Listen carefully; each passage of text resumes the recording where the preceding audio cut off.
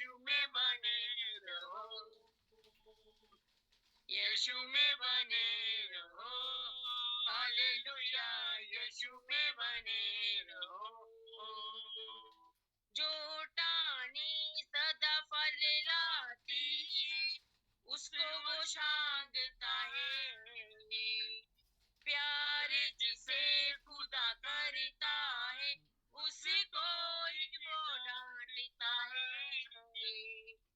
जो टानी सदा फल लाती है, उसको वो शांगता है। प्यार जिसे खुदा करता है, उसको ही डांटता है।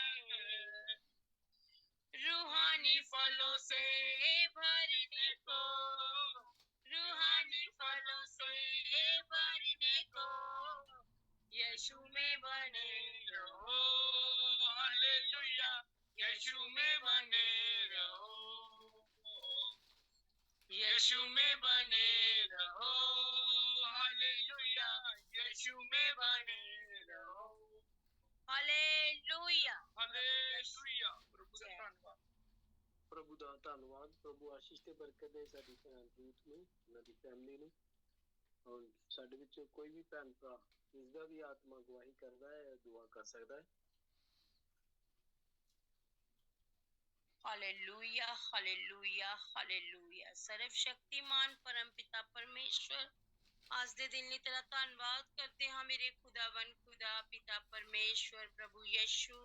ਸਵੇਰ ਤੋਂ ਲੈ ਕੇ ਹੁਣ ਤੱਕ ਮੇਰੇ ਖੁਦਾ ਸਾਨੂੰ ਸੰਭਾਲਿਆ ਮੇਰੇ ਪ੍ਰਭੂ ਜੀ। ਮੈਂ ਤੇਰਾ ਧੰਨਵਾਦ ਕਰਦੀ ਹਾਂ ਮੇਰੇ ਖੁਦਾ, ਤਗੜਾਈ ਦਿੱਤੀ ਮੇਰੇ ਪਿਤਾ ਪਰਮੇਸ਼ਵਰ। ਤੇਰਾ ਮੈਂ ਸ਼ੁਕਰ ਕਰਨੀ ਆ ਪ੍ਰਭੂ। ਮੈਂ ਤੇਰੇ ਸ਼ੁਕਰ ਨੂੰ ਪ੍ਰਭੂ ਕਦੀ ਨਹੀਂ ਭੁੱਲ ਸਕਦੀ। ਤੂੰ ਸਾਡੇ ਤੇ ਬਹੁਤ ਦਇਆ ਮਿਹਰ ਰਹਿਮਤ ਕੀਤੀ ਪ੍ਰਭੂ। ਮੈਂ ਤੇਰੀਆਂ ਦਇਆ ਨੂੰ, ਤੇਰੀਆਂ ਪ੍ਰਭੂ ਮਿਹਰਬਾਨੀਆਂ ਨੂੰ ਯਾਦ ਕਰਾਂ ਮੇਰੇ ਪ੍ਰਭੂ। ਮੇਰੇ ਅੱਗੇ ਕੋਈ ਵੀ ਚੀਜ਼ ਆ ਜੇ ਪ੍ਰਭੂ, ਮੈਂ ਸਭ ਭੁੱਲ ਜਾਂਦੀ ਹਾਂ ਪ੍ਰਭੂ। ਸੱਚਮੁੱਚ ਤੂੰ ਸਾਡੇ ਤੇ ਇੰਨੀ ਦਇਆ ਮਿਹਰ ਕੀਤੀ ਮੇਰੇ ਖੁਦਾ। ਸੱਚਮੁੱਚ ਓ ਮੇਰੇ ਜੀਸਸ ਲਾਰਡ, ਤੇਰਾ ਮੈਂ ਥੈਂਕਸ ਕਰਦੀ ਹਾਂ ਮੇਰੇ ਪਰਮੇਸ਼ਵਰ। ਮੇਰੇ ਲਫ਼ਜ਼ ਘੱਟ ਪੈ ਜਾਂਦੇ ਨੇ ਖੁਦਾ। ਤੂੰ ਸੱਚਮੁੱਚ ਜ਼ਿੰਦਾ ਤੇ ਜ਼ਲਾਲੀ ਖੁਦਾ ਮੇਰੇ ਪ੍ਰਭੂ ਜੀ। ਮੈਨੂੰ ਤੇਰੀ ਜ਼ਰੂਰਤ ਹੈ ਮੇਰੇ ਖੁਦਾ। ਤੂੰ ਹਰ ਸਮੇਂ ਸਾਡੇ ਨਾਲ ਹੀ ਹੈ ਪ੍ਰਭੂ, ਪਰ ਫਿਰ ਵੀ ਮੇਰੇ ਅੱਬਾ ਮੈਨੂੰ ਤੇਰੀ ਜ਼ਰੂਰਤ ਹੈ। ਮੈਨੂੰ ਦੁਨਿਆਵੀ ਕੋਈ ਪ੍ਰਭੂ ਜੀ ਕਿਸੇ ਦੀ ਜ਼ਰੂਰਤ ਨਹੀਂ ਪ੍ਰਭੂ ਜੀ। ਤੂੰ ਸੱਚਾ ਤੇ ਜ਼ਿੰਦਾ ਖੁਦਾ ਹੈ ਮੇਰੇ ਪਰਮੇਸ਼ਵਰ। ਸੱਚਮੁੱਚ ਤੂੰ ਪਿਆਰ ਕਰਨ ਵਾਲਾ ਖੁਦਾ ਹੈ ਪ੍ਰਭੂ। ਤੇਰੇ ਕੋਲੋਂ ਜੋ ਮੰਗੀਏ ਤੂੰ ਦਿੰਦਾ ਹੈ ਮੇਰੇ ਪ੍ਰਭੂ। ਤੂੰ ਸਾਨੂੰ ਸਭ ਕੁਝ ਦੱਸਦਾ ਹੈ ਮੇਰੇ ਖੁਦਾ। ਸੱਚਮੁੱਚ ਤੂੰ ਜ਼ਿੰਦਾ ਜ਼ਲਾਲੀ ਖੁਦਾ ਹੈ ਪ੍ਰਭੂ ਜੀ। ਇਨਸਾਨ ਤੇ ਪ੍ਰਭੂ ਜੀ ਫਿਰ ਵੀ ਧੋਖਾ ਦੇ ਦਿੰਦੇ ਨੇ ਪਰਮੇਸ਼ਵਰ। ਸੱਚਮੁੱਚ ਖੁਦਾ ਤੂੰ ਧੋਖਾ ਨਹੀਂ ਦਿੰਦਾ ਪ੍ਰਭੂ। ਤੂੰ ਸੱਚਾ ਖੁਦਾ ਹੈ ਪਰਮੇਸ਼ਵਰ। ਮੈਂ ਦਿਲ ਤੋਂ ਤੇਰਾ ਧੰਨਵਾਦ ਕਰਨੀ ਹਾਂ। ਸੱਚਮੁੱਚ ਪ੍ਰਭੂ ਤੂੰ ਸਾਨੂੰ ਸੰਭਾਲਣ ਵਾਲਾ ਖੁਦਾ ਹੈ ਮੇਰੇ ਪ੍ਰਭੂ। ਤੂੰ ਸੰਭਾਲ ਲਿਆ ਮੇਰੇ ਪਰਮੇਸ਼ਵਰ। ਮੈਂ ਤੇਰਾ ਸ਼ੁਕਰ ਕਰਦੀ ਹਾਂ ਪ੍ਰਭੂ। ਮੈਂ ਬਹੁਤ ਸ਼ੁਕਰ ਕਰਦੀ ਹਾਂ ਪਰਮੇਸ਼ਵਰ। ਇਸੇ ਤਰ੍ਹਾਂ ਸਾਡੇ ਨਾਲ ਰਹੇ ਮੇਰੇ ਖੁਦਾ ਮੇਰੇ ਪ੍ਰਭੂ ਜੀ। ਤੂੰ ਸਾਡੇ ਨਾਲ ਪ੍ਰਭੂ ਜੀ ਹਰ ਇੱਕ ਗੱਲਬਾਤ ਦਾ ਜਵਾਬ ਪ੍ਰਭੂ ਅਸੀਂ ਤੇਰੇ ਨਾਲ ਹੀ ਕਰਨੀ। ਤੇਰੇ ਸਿਵਾ ਸਾਡਾ ਕੋਈ ਨਹੀਂ ਮੇਰੇ ਪਰਮੇਸ਼ਵਰ। ਤੇ ਟੁੱਟੇ ਦਿਲਾਂ ਦਾ ਸਹਾਰਾ ਤੂੰ ਹੀ ਹੈ ਮੇਰੇ ਖੁਦਾ। ਪ੍ਰਭੂ ਤੂੰ ਕਹਿਣਾ ਜੋ ਟੁੱਟਿਆ ਹੋਇਆ ਦਿਲ ਹੈ ਮੇਰੇ ਪਾਸ ਆਓ ਪ੍ਰਭੂ। ਅਸੀਂ ਤੇਰੇ ਕਰੀਬ ਆ ਪ੍ਰਭੂ। ਤੂੰ ਦੇਖ ਮੇਰੇ ਪਰਮੇਸ਼ਵਰ। ਸੱਚਮੁੱਚ ਪ੍ਰਭੂ ਅਸੀਂ ਆਪਣਾ ਆਪ ਕਿਸੇ ਨੂੰ ਦੱਸ ਨਹੀਂ ਸਕਦੇ, ਬਿਆਨ ਨਹੀਂ ਕਰ ਸਕਦੇ ਪ੍ਰਭੂ। ਤੂੰ ਸੱਚਮੁੱਚ ਪ੍ਰਭੂ ਸਾਨੂੰ ਬਹੁਤ ਆਨੰਦਿਤ ਰੱਖਿਆ ਹੋਇਆ ਹੈ।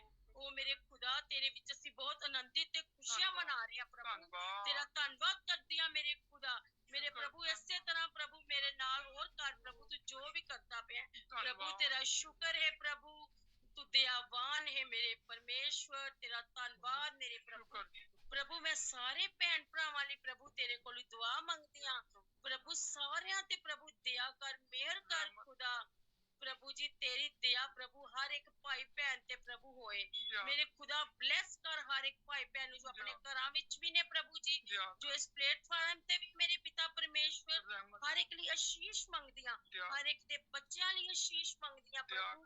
ਹਰ ਇੱਕ ਭੈਣਾਂ ਲਈ ਆਸ਼ੀਸ਼ ਮੰਗਦੀਆਂ ਪ੍ਰਭੂ। ਹਰ ਇੱਕ ਲਈ ਪ੍ਰਭੂ ਜੀ, ਹਰ ਇੱਕ ਲਈ ਪ੍ਰਭੂ ਅਸੀਂ ਦੁਆ ਕਰਨ ਵਾਲੇ ਹੀ ਹੋਈਏ ਮੇਰੇ ਪ੍ਰਭੂ ਜੀ। ਸਾਨੂੰ ਤੂੰ ਇਸ ਤਰ੍ਹਾਂ ਦਾ ਬਣਾ ਦੇ ਮੇਰੇ ਖੁਦਾਵੰ ਖੁਦਾ। ਅਸੀਂ ਸੱਜੇ ਖੱਬੇ ਨਾ ਦੇਖੀਏ ਕੀ ਹੋ ਰਿਹਾ ਹੈ ਪ੍ਰਭੂ, ਸਿਰਫ ਤੇਰੀ ਸਲੀਬ ਵੱਲ ਦੇਖੀਏ, ਤੇਰੀ ਉਸ ਜਗਵੇਦੀ ਵੱਲ ਦੇਖੀਏ ਪ੍ਰਭੂ। सचमुच तू मजबूत करने वाला खुदा है। ओ प्रभु जी, दयावान पिता परमेश्वर, तेरा धन्यवाद कर दिया मेरे प्रभु।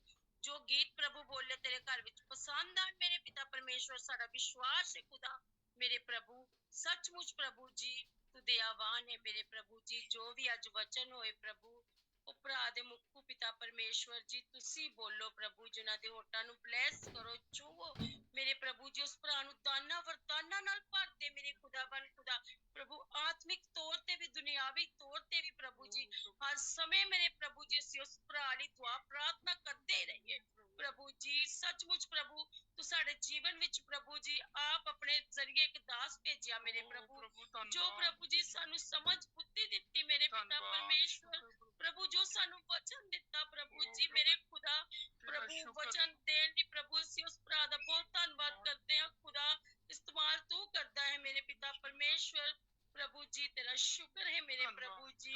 ਸਾਡੇ ਚ ਇੰਨੀ ਸਮਝ ਬੁੱਧੀ ਨਹੀਂ ਸੀ ਮੇਰੇ ਖੁਦਾ, ਤੂੰ ਦੇਣ ਵਾਲਾ ਪਰਮੇਸ਼ਵਰ ਹੈ ਪ੍ਰਭੂ ਜੀ। ਸਾਨੂੰ ਪਲ ਪਲ ਪੈਰ ਪੈਰ ਤੇ ਸੰਭਾਲ ਲੈ, ਅਸੀਂ ਡਿੱਗਦੇ ਹਾਂ ਸਾਨੂੰ ਚੱਕਣਾ ਹੈ।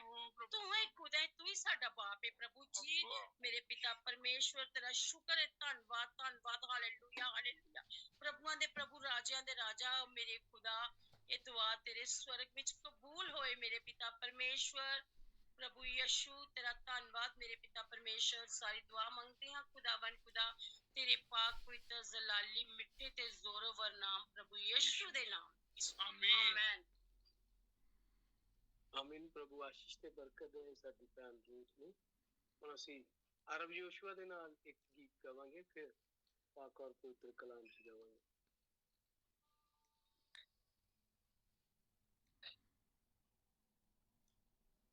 हो तेरी स्तुति हो आराधना करता हूँ मैं तुझसे ये प्रार्थना। हो तेरी स्तुति और आराधना करता हूँ मैं तुझसे ये प्रार्थना। महिमा से तेरी तू इस जगह को भर, जो भी तू चाहे तू यहाँ पे कर। Hallelujah hallelujah hallelujah hallelujah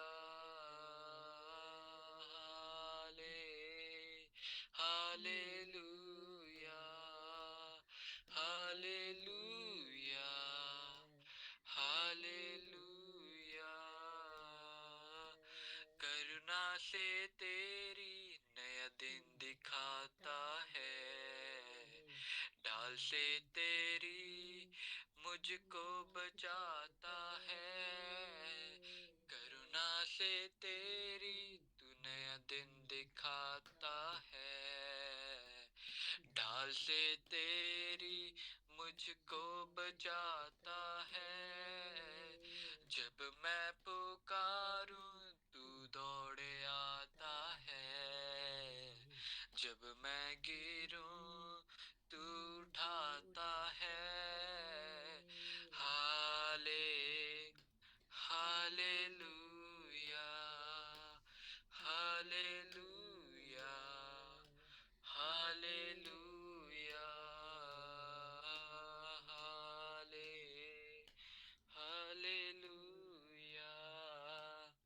hallelujah hallelujah.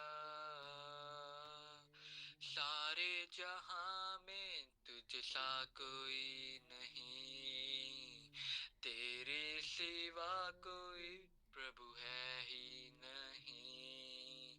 सारे जहां में तुझ सा कोई नहीं, तेरे सिवा कोई प्रभु है ही नहीं। छू घुटने मैं टेकू बस तेरे सामने, तू मेरा प्रभु तू मेरा खुदा। घुटने मैं टेकू बस तेरे सामने, तू मेरा प्रभु तू ही मेरा खुदा।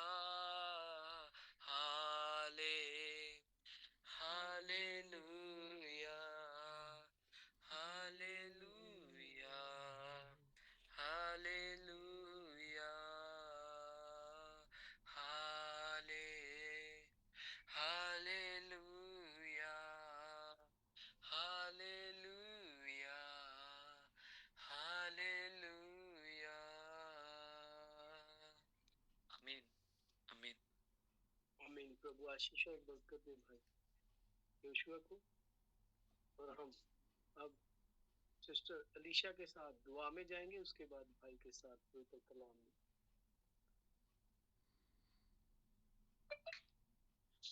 Hallelujah hallelujah hallelujah. पवित्र पवित्र जिंदा जलाली खुदा प्रभु यीशु मसीह प्रभु ਤੁਹਾਡਾ ਧੰਨਵਾਦ ਕਰਦੇ ਹਾਂ ਪ੍ਰਭੂ ਜੀ। ਇੱਕ ਵਾਰ ਫਿਰ ਪ੍ਰਭੂ ਜੀ ਤੁਹਾਡੀ ਪ੍ਰਭੂ ਹਮਦੋ ਸਨਾ ਲਈ ਪ੍ਰਭੂ ਇਕੱਠਾ ਕੀਤਾ ਪ੍ਰਭੂ, ਤੁਹਾਡੇ ਵਚਨ ਲਈ ਇਕੱਠਾ ਕੀਤਾ ਪ੍ਰਭੂ ਜੀ।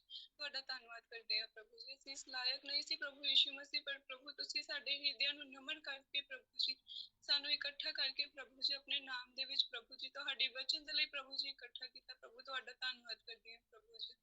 ਧੰਨਵਾਦ ਕਰਦੀ ਹਾਂ ਤੁਹਾਡੀ ਸਾਰੀਆਂ ਆਸ਼ੀਸ਼ ਬਰਕਤਾਂ ਦੇ ਲਈ ਪ੍ਰਭੂ ਪਰਮੇਸ਼ਵਰ, ਜੋ ਤੁਸੀਂ ਸਾਨੂੰ ਬਿਨਾਂ ਮੰਗੇ ਵੀ ਦਿੱਤੀਆਂ ਮੇਰੇ ਖੁਦਾਵੰਦ ਖੁਦਾ ਪ੍ਰਭੂ। ਤੁਹਾਡਾ ਧੰਨਵਾਦ ਕਰਦੇ ਹਾਂ ਪ੍ਰਭੂ ਜੀ। ਪ੍ਰਭੂ ਜੀ ਸਾਡੀਆਂ ਸਾਰੀਆਂ ਜ਼ਰੂਰਤਾਂ ਨੂੰ ਤੁਸੀਂ ਜਾਣਦੇ ਹੋ ਪ੍ਰਭੂ ਜੀ, ਹਰ ਵੇਲੇ ਪ੍ਰਭੂ ਤੁਸੀਂ ਮੁਹੱਈਆ ਕਰਦੇ ਹੋ ਮੇਰੇ ਖੁਦਾਵੰਦ ਖੁਦਾ ਪ੍ਰਭੂ ਜੀ। ਪ੍ਰਭੂ ਧੰਨਵਾਦ ਕਰਦੇ ਹਾਂ ਪ੍ਰਭੂ ਜੀ। ਅੱਜ ਦੀ ਇਸ ਮੀਟਿੰਗ ਦੇ ਲਈ ਪ੍ਰਾਰਥਨਾ ਕਰਦੀ ਹਾਂ ਮੇਰੇ ਖੁਦਾਵੰਦ ਖੁਦਾ ਪ੍ਰਭੂ ਜੀ, ਜੋ ਵਚਨ ਪ੍ਰਭੂ ਜੀ ਦਿੱਤਾ ਜਾਵੇ ਮੇਰੇ ਖੁਦਾਵੰਦ ਖੁਦਾ ਪ੍ਰਭੂ ਜੀ ਤੁਹਾਡੇ ਵੱਲੋਂ ਹੋਵੇ ਪ੍ਰਭੂ ਜੀ। ਜੋ ਦਾਸ ਪ੍ਰਭੂ ਜੀ ਤੁਹਾਡਾ ਵਚਨ ਦੇਵੇ ਪ੍ਰਭੂ ਜੀ, ਤੁਹਾਡਾ ਆਤਮਾ ਉਸ ਤੇ ਠਹਿਰੇ ਪ੍ਰਭੂ ਜੀ। ਪ੍ਰਭੂ ਜੋ ਵਚਨ ਸਮਝ ਹੋਵੇ ਮੇਰੇ ਖੁਦਾਵੰਦ ਖੁਦਾ ਪ੍ਰਭੂ ਜੀ ਤੁਹਾਡੇ ਵੱਲੋਂ ਹੋਵੇ ਪ੍ਰਭੂ ਜੀ। ਉਸ ਵਚਨ ਦੀ ਪ੍ਰਭੂ ਜੀ ਸਟੋਰੇਜ ਦੇ ਲਈ ਪ੍ਰਾਰਥਨਾ ਕਰਦੇ ਹਾਂ ਮੇਰੇ ਖੁਦਾਵੰਦ ਖੁਦਾ ਪ੍ਰਭੂ ਜੀ। ਉਸ ਵਚਨ ਨੂੰ ਆਪਣੇ ਹਿਰਦੇ ਵਿੱਚ ਸਟੋਰ ਕਰੀਏ ਮੇਰੇ ਖੁਦਾਵੰਦ ਖੁਦਾ ਪ੍ਰਭੂ, ਔਰ ਪ੍ਰਭੂ ਜੀ ਉਸ ਦਾ ਪ੍ਰਭੂ ਜੀ 100 ਗੁਣਾ ਫਲ ਲਿਆਉਣ ਵਾਲੇ ਹੋਈਏ ਮੇਰੇ ਖੁਦਾਵੰਦ ਖੁਦਾ ਪ੍ਰਭੂ ਜੀ। ਪ੍ਰਭੂ ਤੁਹਾਡੇ ਵਚਨਾਂ ਉੱਤੇ ਚੱਲਣ ਵਾਲੇ ਹੋਈਏ ਮੇਰੇ ਖੁਦਾਵੰਦ ਖੁਦਾ ਪ੍ਰਭੂ ਜੀ। ਪ੍ਰਭੂ ਆਪਣੇ ਚਾਲ ਚੱਲਣ ਤੋਂ ਮਸੀਹ ਬਣੀਏ ਮੇਰੇ ਖੁਦਾਵੰਦ ਖੁਦਾ ਪ੍ਰਭੂ ਜੀ। ਤੁਹਾਡੇ ਕੋਲੋਂ ਮੰਗਦੇ ਆ ਮੇਰੇ ਖੁਦਾਵੰਦ ਖੁਦਾ ਪ੍ਰਭੂ ਜੀ। ਪ੍ਰਭੂ ਤੁਸੀਂ ਜ਼ਿੰਦਾ ਜਲਾਲੀ ਖੁਦਾ ਪ੍ਰਭੂ ਯੀਸ਼ੂ ਮਸੀਹ ਪ੍ਰਭੂ ਜੀ ਤੁਹਾਡੇ ਨਾਮ ਦੇ ਵਿੱਚ ਮੰਗਦੇ ਹਾਂ, ਔਰ ਪ੍ਰਭੂ ਜੀ ਵਿਸ਼ਵਾਸ ਕਰਦੇ ਹਾਂ ਪ੍ਰਭੂ ਜੀ ਜੋ ਮੰਗਿਆ ਗਿਆ ਹੈ ਪ੍ਰਭੂ ਜੀ ਉਹ ਮਿਲਦਾ ਹੈ ਮੇਰੇ ਖੁਦਾਵੰਦ ਖੁਦਾ, ਔਰ ਪ੍ਰਭੂ ਮਿਲ ਚੁੱਕਾ ਹੈ ਪ੍ਰਭੂ ਜੀ। ਧੰਨਵਾਦ ਕਰਦੇ ਹਾਂ ਔਰ ਪ੍ਰਭੂ ਜੀ ਛੋਟੀ ਜਿਹੀ ਪ੍ਰਾਰਥਨਾ ਕਰਦੇ ਹਾਂ ਆਪਣੇ ਜ਼ਿੰਦਾ ਖੁਦਾ ਪ੍ਰਭੂ यीशु मसीह के नाम दे ਵਿੱਚ। आमीन आमीन। प्रभु आशीष दे हमारी बहन को इस रूहानी प्रार्थना के लिए। अब हम भाई जसविंदर के साथ पाक और पुत्र कलाम में जाएंगे। भाई के होठों को प्रभु छू ले और कैप्चर कर ले, और बोलने वाला पवित्र आत्मा हो। प्रभु आशीष दे हमारे भाई को। भाई जसविंदर आप। प्रभु यीशु मसीह के नाम से सभी भाई भाई आपका बहन मैक नहीं खुला। Thank you. भाई मैक नहीं खुला आपका। प्रभु यीशु मसीह के नाम से आप सभी भाई बहनों को मैं सलाम करता हूं। प्रभु आप सबको बहुत सारी आशीष बरकत दे। और थैंक यू भाई जोशुआ आपने बताने के लिए।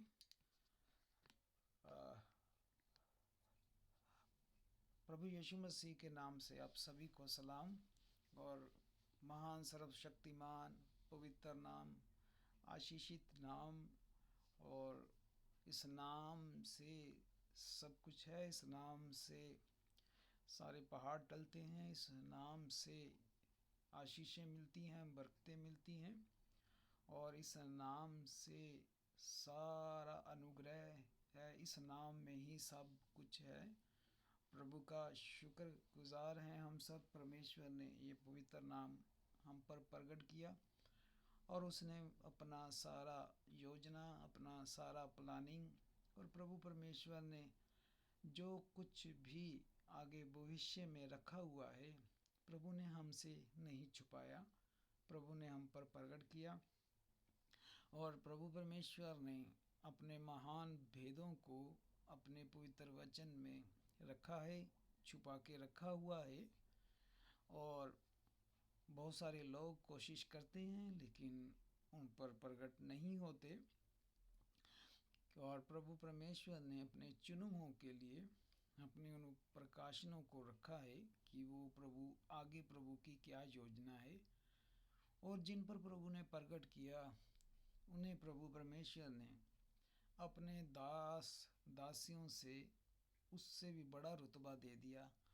प्रभु ने उन भाई बहनों को अपना दोस्त बोला है जिन भाई बहनों के ऊपर प्रभु ने अपना प्रकाशन खोला हुआ है, और जैसा सारा संसार समझता है कि सभी धर्मों की तरह मसीहत भी कोई धर्म ही है, और शायद लोग धर्म बदलते हैं, ये उनकी अज्ञानता है, उनका कम ज्ञान है, क्योंकि वो पूरी तरह से सत्य को नहीं जानते, प्रकाशन को नहीं जानते कि बाकी ज़रूरी है कि बाकी धर्म, बाकी जगह धर्म है, बाकी सब धर्म है, लेकिन बाइबल जो है प्रभु यीशु मसीह है, वो कोई धर्म नहीं, बल्कि प्रभु यीशु मसीह परमेश्वर है।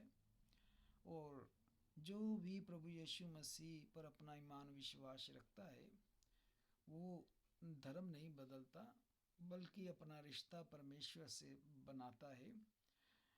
प्रभु यीशु मसीह, हम मसीह लोग, हमारा रिश्ता प्रभु परमेश्वर से है, और हम किसी भी धर्म पर ईमान नहीं रखते, हम प्रभु यीशु मसीह पर ईमान रखते हैं।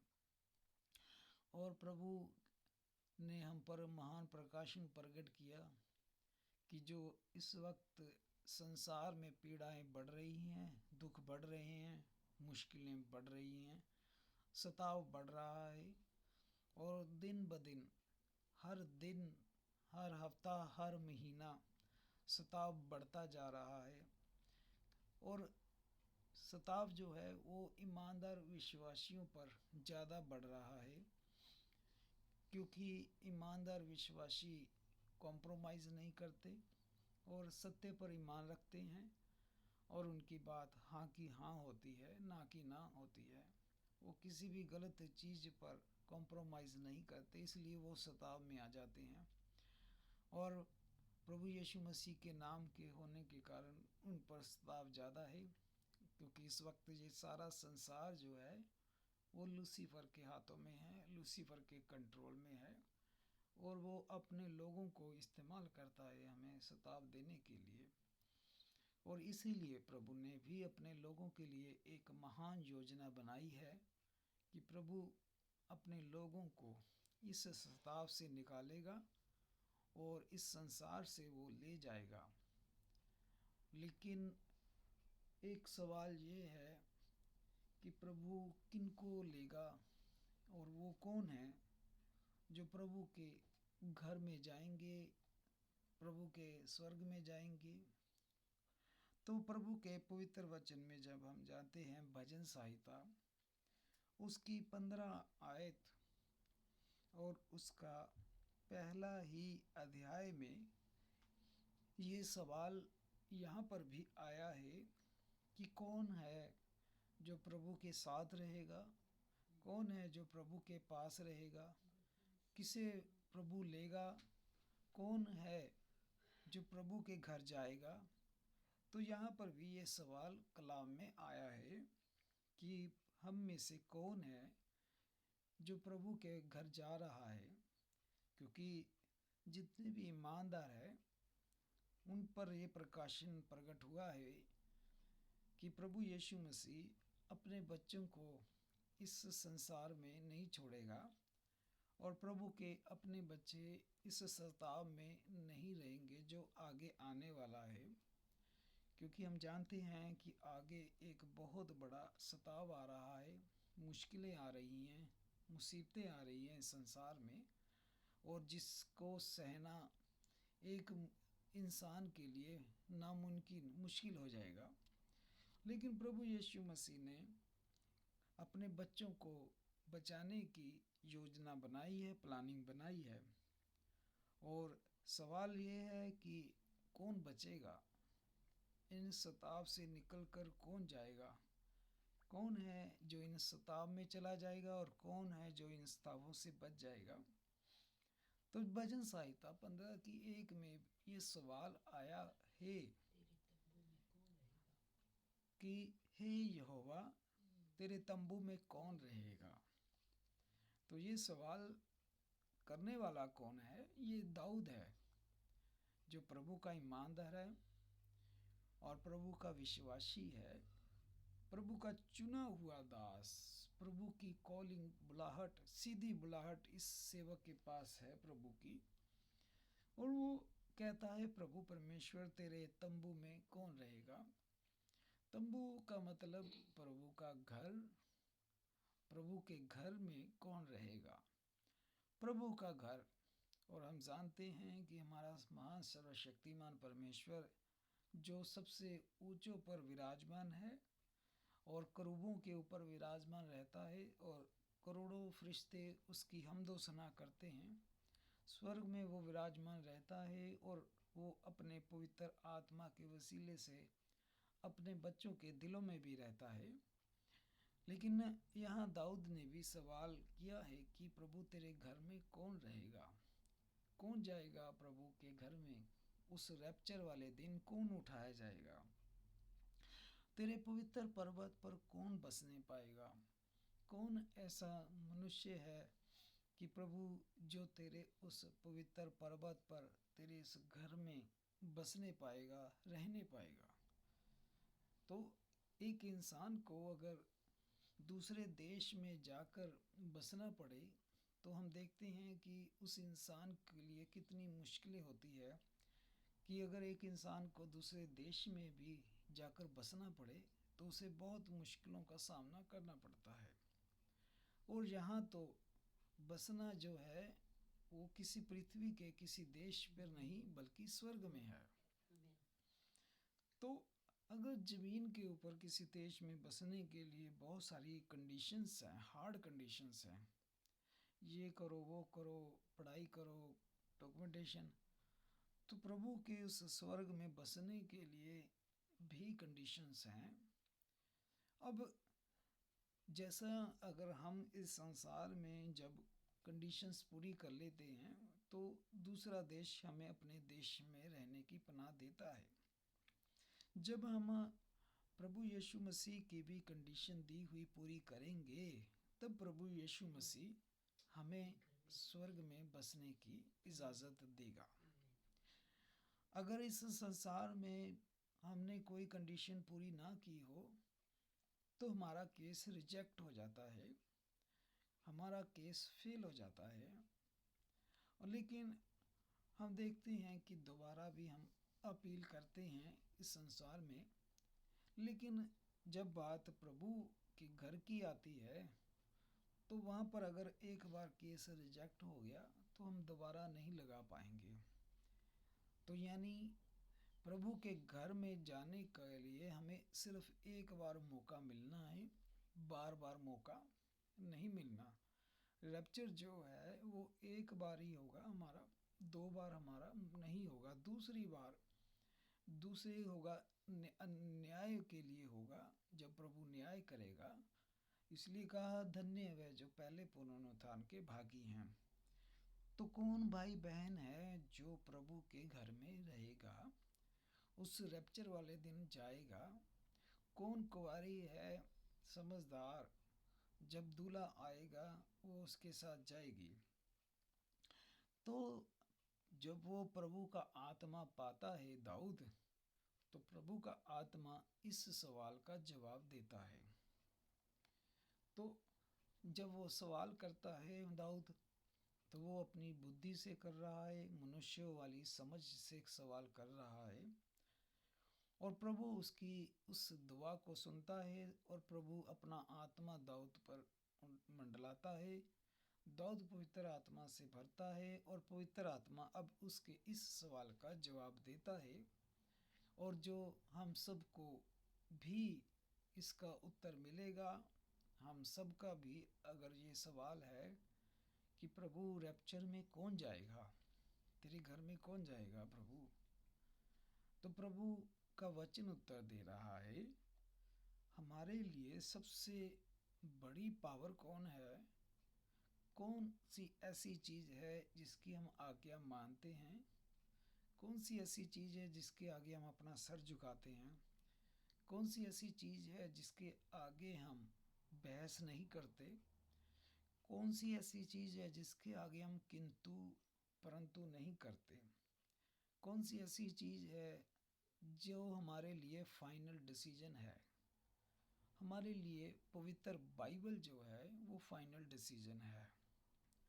हमारे लिए प्रभु का वचन जो है वो फाइनल है, वो एब्सोल्यूट है, वो संपूर्ण है।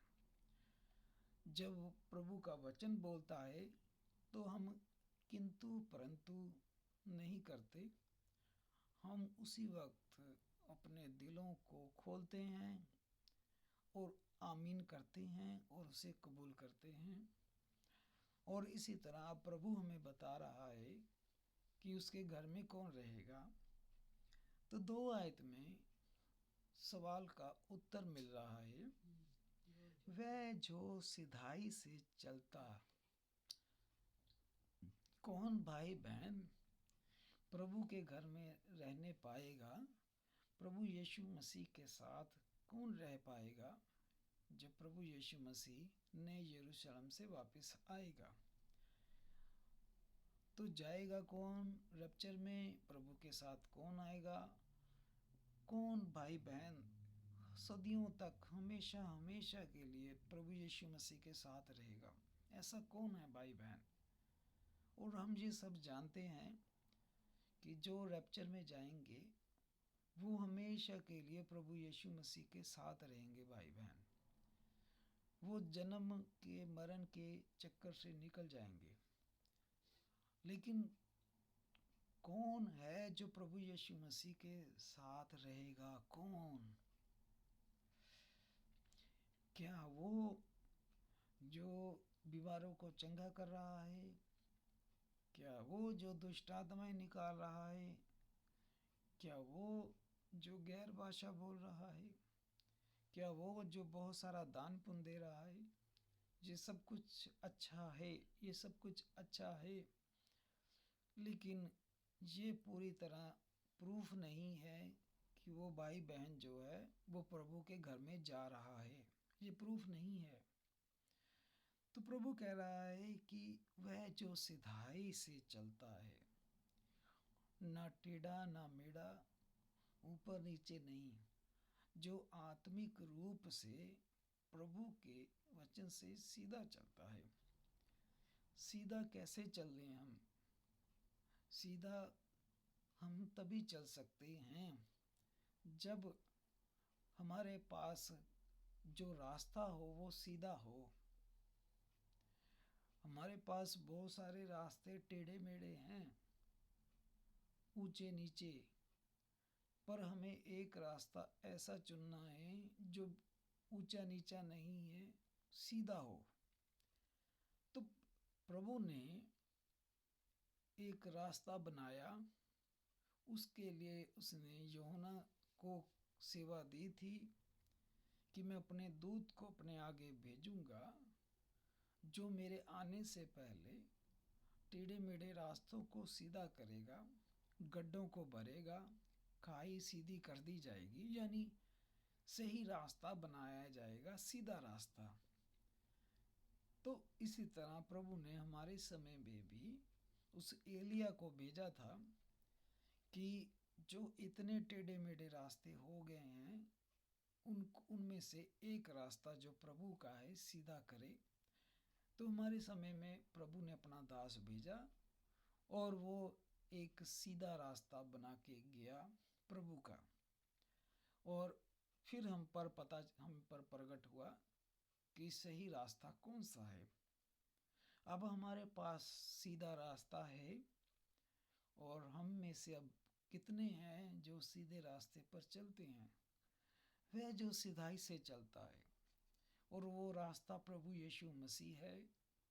प्रभु यीशु मसीह जो है वो वचन है, और वचन जो इस वक्त आपके और मेरे हाथों में है, पवित्र बाइबल, ये परमेश्वर का वचन है और यीशु मसीह वचन है।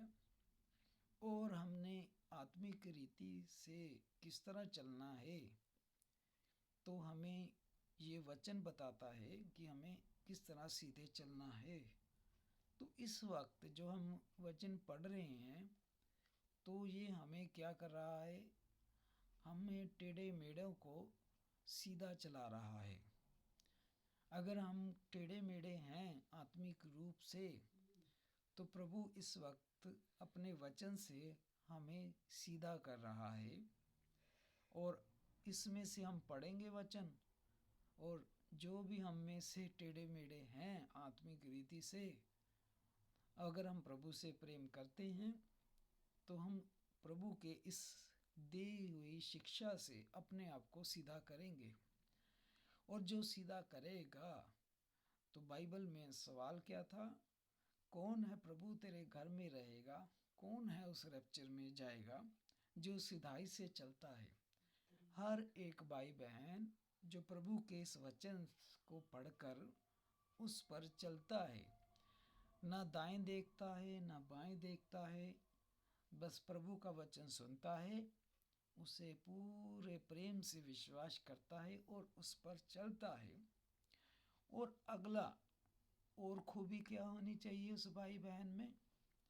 अगली खूबी लिखी है कि धर्म के काम करता हो।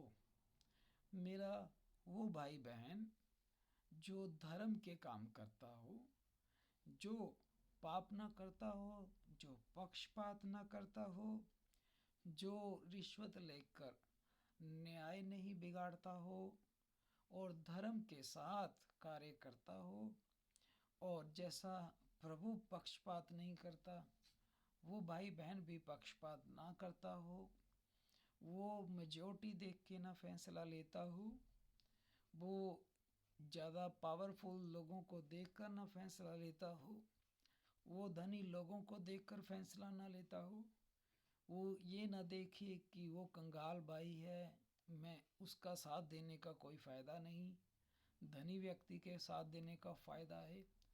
तो ऐसा भाई बहन जो धर्म के साथ काम करता हो, ऐसा भाई बहन जो सही को सही और गलत को गलत कहता हो, जो पक्ष ना लेता हो, जैसा हमारा प्रभु यीशु मसीह पक्ष नहीं लेता किसी का, वो धर्म के साथ न्याय करता है। प्रभु यीशु मसीह रिश्वत नहीं लेता। प्रभु यीशु मसीह पापी को पापी कहता है और धर्मी को धर्मी कहता है। और जो प्रभु से प्रेम रखते हैं वो पाप के साथ कभी साथ नहीं देते, वो पाप के साथ कभी खड़े नहीं होते, वो पाप का कभी पक्ष नहीं लेते, वो हमेशा धर्मी का पक्ष लेते हैं, सही का पक्ष लेते हैं। और प्रभु के बच्चे भी मुंह देखा न्याय नहीं करते। प्रभु के बच्चे भी जो होते हैं वो पाप के साथ कभी नहीं खड़े होते, पाप का हक में नहीं बोलते, वो सत्य के लिए सब कुछ करते हैं, वो पाप का विरोध करते हैं। तो मेरा प्यारा भाई बहन जो सिधाई से चलता है, धर्म के साथ कार्य करता है, और तीसरा उसमें क्या खूबी हो, हृदय से सच बोलता हो, दिल से सच बोलता हो, झूठ ना बोलता हो। प्रभु परमेश्वर के घर में कौन जाएगा जो सिधाई से चलता है, धर्म का काम करता है, हृदय से सच बोलता है। जब समय आएगा तो बहुत सारे लोग इंतज़ार करते होंगे प्रभु के आने का और प्रभु के घर में तंबू में जाने का, लेकिन प्रभु यीशु मसीह किस तरह जांचेगा? प्रभु यीशु मसीह हम सभी को अपने इस वचन से जांचेगा। प्रभु यीशु मसीह ने बोला है कि मैं तुम्हारा न्याय नहीं, बल्कि जो तुम्हें वचन दिया जा रहा है, ये वचन तुम्हारा न्याय करेगा। आपका मेरा खुद भी न्याय जो होना है वो वचन ने करना है। मेरे अजीज़ भाई बहनों, इस वचन ने करना है। और जब हमको प्रभु अपना वचन दे देता है, उस वक्त हम और भी ज़्यादा जिम्मेदार हो जाते हैं, जवाबदेह हो जाते हैं उस वचन के, जब हम पर वचन प्रकट हुआ होता है। अगर हम चोरी करते हैं, हमें प्रभु का वचन नहीं मिला कि चोरी करना पाप है, तो हम चोरी करते हैं, हम उस वक्त इनोसेंट बनते हैं। लेकिन हमारे पास अगर प्रभु ने अपना वचन भेज दिया कि चोरी करना पाप है, तो उस वक्त हम फिर न्याय वाले दिन चोरी का जवाब देंगे। इसी तरह हम में से अगर कोई भी वचन के मुताबिक पाप है हमारे अंदर, और अगर हमने उसके बारे में प्रभु का वचन पाया है कि ये पाप नहीं करना, अगर हम फिर भी कर रहे हैं, तो फिर हम न्याय वाले दिन उस पाप के जवाबदेह होंगे। तो प्रभु ने कहा, जो भाई बहन दिल से सच बोलता हो, झूठ नहीं बोले, चाहे अपना नुकसान ही हो जाए लेकिन झूठ ना बोलता हो।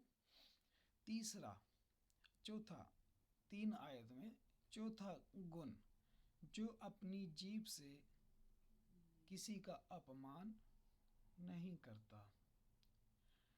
तो मेरे प्यारे अजीज भाई बहनों, आप पेन ले सकते हैं और पेन के साथ आप इन चीज़ों को मार्क कर सकते हैं कि कौन भाई बहन रैप्चर में जाएगा, कौन प्रभु यीशु मसीह के तंबू में रहेगा, मेरा कौन भाई बहन प्रभु के साथ उस दिन रैप्चर में जाएगा, कौन जाएगा।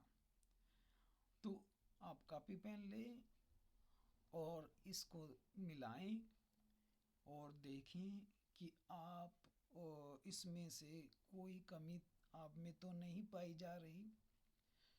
तो अगर आपको लगता है कि मैं इस वचन के मुताबिक सही हूँ, तो उसे आप टिक कर दें।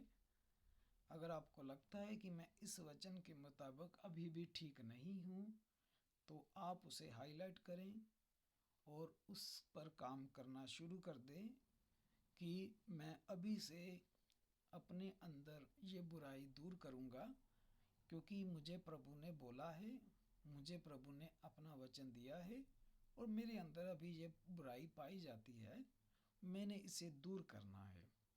और लगातार आप हर समय हर रोज़ जांचते रहें कि मैंने वो बुराई छोड़ दी है जो प्रभु ने बोली थी कि अभी भी कर रहा हूँ। क्योंकि प्रभु ने कुरिन्थियों में कहा है कि दूसरों को नहीं, अपने आप को जांचो। लिखा है एग्जामिन योरसेल्फ, जिसका मतलब होता है कि मैंने जसविंदर ने आप में से किसी को भी जांचना नहीं है, मैंने अपने आप को जांचना है कि मैं रैप्चर में जा रहा हूँ कि नहीं जा रहा। क्या मेरे अंदर ऐसा पाप तो नहीं जो मेरा उद्धार रोक रहा है? क्या मेरे अंदर ऐसा पाप तो नहीं जो मेरा रैप्चर रोक रहा है?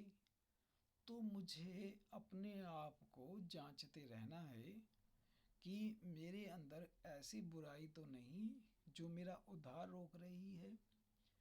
क्योंकि अगर मैं दूसरों के ही पापों को देखता रहा और अगर मैं खुद ज़मीन के ऊपर रह गया, तो दूसरे अगर चले गए तो मुझे क्या फ़ायदा हुआ? इस पर आप गौर फरमाएं। जिसके कान हो वो सुन ले कि प्रभु का आत्मा कलीसिया से क्या कहता है। अगर आप में से कोई ज़मीन के ऊपर रह गया मेरा भाई बहन, और हम किसी दूसरे भाई बहन पर दोष लगाते हैं और वो स्वर्ग में चला गया, तो हमें क्या फ़ायदा होगा? हमारा फ़ायदा तभी है जब हम अपने आप को जांचते रहेंगे वचन से कि हम कहाँ गलत पर हैं और हम उस पर सुधार करते रहेंगे। अगर हमारे अंदर 10 गुनाह 10 पाप हैं, तो हम उस पर काम करना शुरू करें। अगर हमारी जीभ से कुछ गलत, हमारी सोच में गलत हो जाता है, तो हम उस पर काम करें। और जैसे आपको लगता है कि मैंने इस बुरी आदत को छोड़ दिया है, इस पाप को मैंने छोड़ दिया है, उसे ठीक करें, फिर आगे निकलें कि अगली कौन सी कमी है मेरे में जो अभी भी वचन से ठीक नहीं है। तो इस तरह हम प्रभु के साथ हनोक की तरह दिन रात लगातार चलते रह सकते हैं।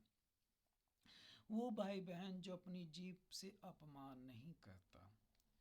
मेरा हर एक भाई बहन इज्जत का हकदार है। क्या सिर्फ धर्मी ही जो है इज्जत के हकदार हैं? क्या प्रभु यीशु मसीह ने सिर्फ धर्मियों की रिस्पेक्ट की? पापियों के साथ प्रभु यीशु मसीह ने क्या बुरा व्यवहार किया है? पवित्र बाइबल में प्रभु यीशु मसीह ने पापियों से बहुत प्यार किया है और प्रभु ने कहा कि मैं धर्मियों के लिए नहीं बल्कि पापियों के लिए आया। और जब एक बहुत बड़ी पापी बहन जो प्रोस्टिट्यूट थी, वो प्रोस्टिट्यूट में जब पकड़ी गई तो धर्मी लोग उसे प्रभु यीशु मसीह के पास लेके आए और पत्थरों से उसे मारने लगे। प्रभु यीशु मसीह को कहते कि मूसा ने शरह में बोला है जो ऐसा पाप करेगी उसे पत्थरों से मारा जाए। तो क्या प्रभु यीशु मसीह ने उस बहन के पाप के कारण पत्थर से मारने की इजाज़त दी? नहीं। प्रभु ने कहा तुम में से कोई जो कभी पाप नहीं किया पहला पत्थर वो मारे। तो प्रभु यीशु मसीह आज हमें कहते हैं कि इससे पहले कि हम बुरे शब्दों को किसी के ऊपर मारे, हमारे बुरे शब्द जो हैं वो दूसरों पर पत्थरों जैसे ही होते हैं। अगर हमने किसी का दिल दुखा दिया तो वह पत्थर से कम नहीं है। वचन से बाहर अगर हमने किसी भाई और बहन को दिल दुखाया है किसी का, तो हमने वही काम किया कि हमने पत्थर मार दिया। पत्थर का मतलब ये नहीं कि जो हम बाहर रोड पे सड़क पे पत्थर पड़ा है वो किसी पर मारना है तब पापी होंगे। जब हमारे बुरे शब्द किसी भी भाई बहन का दिल तोड़ देंगे तो वो बुरे शब्द उस पत्थर के समान ही होते हैं। इसलिए मेरे प्यारे भाई बहनों, हम कोशिश पूरी करें कि हमारे मुंह से ऐसे शब्द ना निकले जो किसी भाई बहन के दिल को तोड़ दे। और प्रभु यीशु मसीह ने याकूब की पत्री में बोला है, जब आप याकूब की पत्री में जाते हैं नए नियम में याकूब की पत्री और उसका पहले 2 अध्याय निकालें।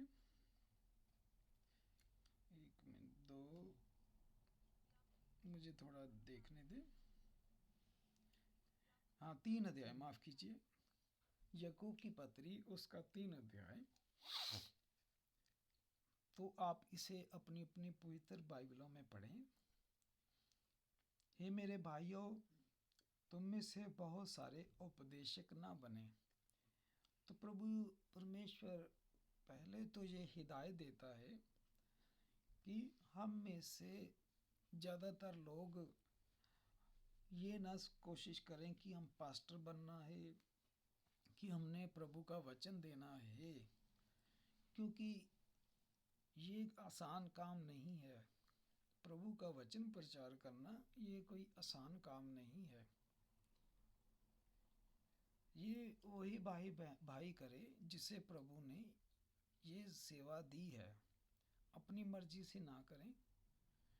क्योंकि अगर हम बोलने में और करने में फर्क पाया गया तो प्रभु परमेश्वर सबसे पहले उपदेशकों को पकड़ेगा। अगर ऐसा मेरा भाई जिसे शौक है उपदेश देने का, वचन देने का, तो वो संभले थोड़ा, क्योंकि अगर वो अपने निजी जीवन में उलट पाया गया तो वो ज़्यादा जवाबदेह होगा। तो इसलिए प्रभु कहता है तुम में से बहुत सारे उपदेशक ना बने। उपदेशक जो है एक बड़ी रिस्पॉन्सिबिलिटी है, बड़ी जिम्मेदारी है। उपदेशक फिर पक्ष नहीं ले सकता किसी का।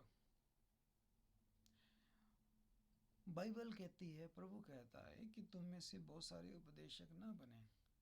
अगर आप उपदेश देते हैं बाइबल का, तो आप किसी की निंदा और बुराई ना कर रहे हैं, तो आप प्रभु के जवाब उसका ज़्यादा देना पड़ेगा। तो आगे पढ़ें। क्या तुम जानते हो कि हम उपदेशकों का और भी सख्ती से न्याय किया जाएगा? क्या आपने पढ़ा? जो भी वचन प्रचार करते हैं उनका सख्ती से न्याय किया जाएगा। तो मेरे प्यारे भाई बहनों, जो भी वचन देते हैं, तो जब प्रभु भेजे आप तभी जाएं, अपनी मर्जी से ना उपदेशक दें। कहीं ऐसा ना हो कि आप जब प्रचार करते हैं तब आप और होते हैं, और जब आप आम जिंदगी में होते हैं तो उल्ट होते हैं। क्योंकि 2 आयत में लिखा है, क्योंकि इसलिए कि हम बहुत बार चूक जाते हैं। अगर हमने प्रचार किया कि चोरी नहीं करनी, लेकिन हमने खुद चोरी कर दी, तो हम चूक गए। हम बहुत बार चूक जाते हैं। जो कोई वचन में नहीं चूकता वो सिद्ध मनुष्य है। कौन भाई बहन सिद्ध परफेक्ट है? जो वचन से चूकता नहीं, यानी जो बाइबल कहती है उसी के हिसाब से वो जीता भी है, वही सिद्ध मनुष्य है। वह सारी देह पर लगाम लगा सकता है, उसकी सारी बॉडी कंट्रोल पर है। जब हम अपने वश में करने के लिए घोड़ों के मुंह पर लगाम लगाते हैं, तो हम उसको सारी देह को भी घुमा सकते हैं। जहाज भी कितने बड़े होते हैं, पर छोटी सी पतवार के द्वारा माझी उसकी दिशा बदल देता है। अब 5 आयत से प्रभु परमेश्वर बता रहा है कि हमारी बॉडी का कौन सा पार्ट और अंग ऐसा है जो हमें स्वर्ग भी ले जा सकता है और नर्क भी ले जा सकता है। 5 आयत में लिखा, वैसे ही जीभ भी एक छोटा सा अंग है जो बड़ी बड़ी घमंडी बातें मारता है। तो यानी जीव जो है, ये बाइबल में प्रभु ने इसे खतरनाक बताया। देखो कैसी थोड़ी सी आग भी पूरे जंगल में आग लगा देती है।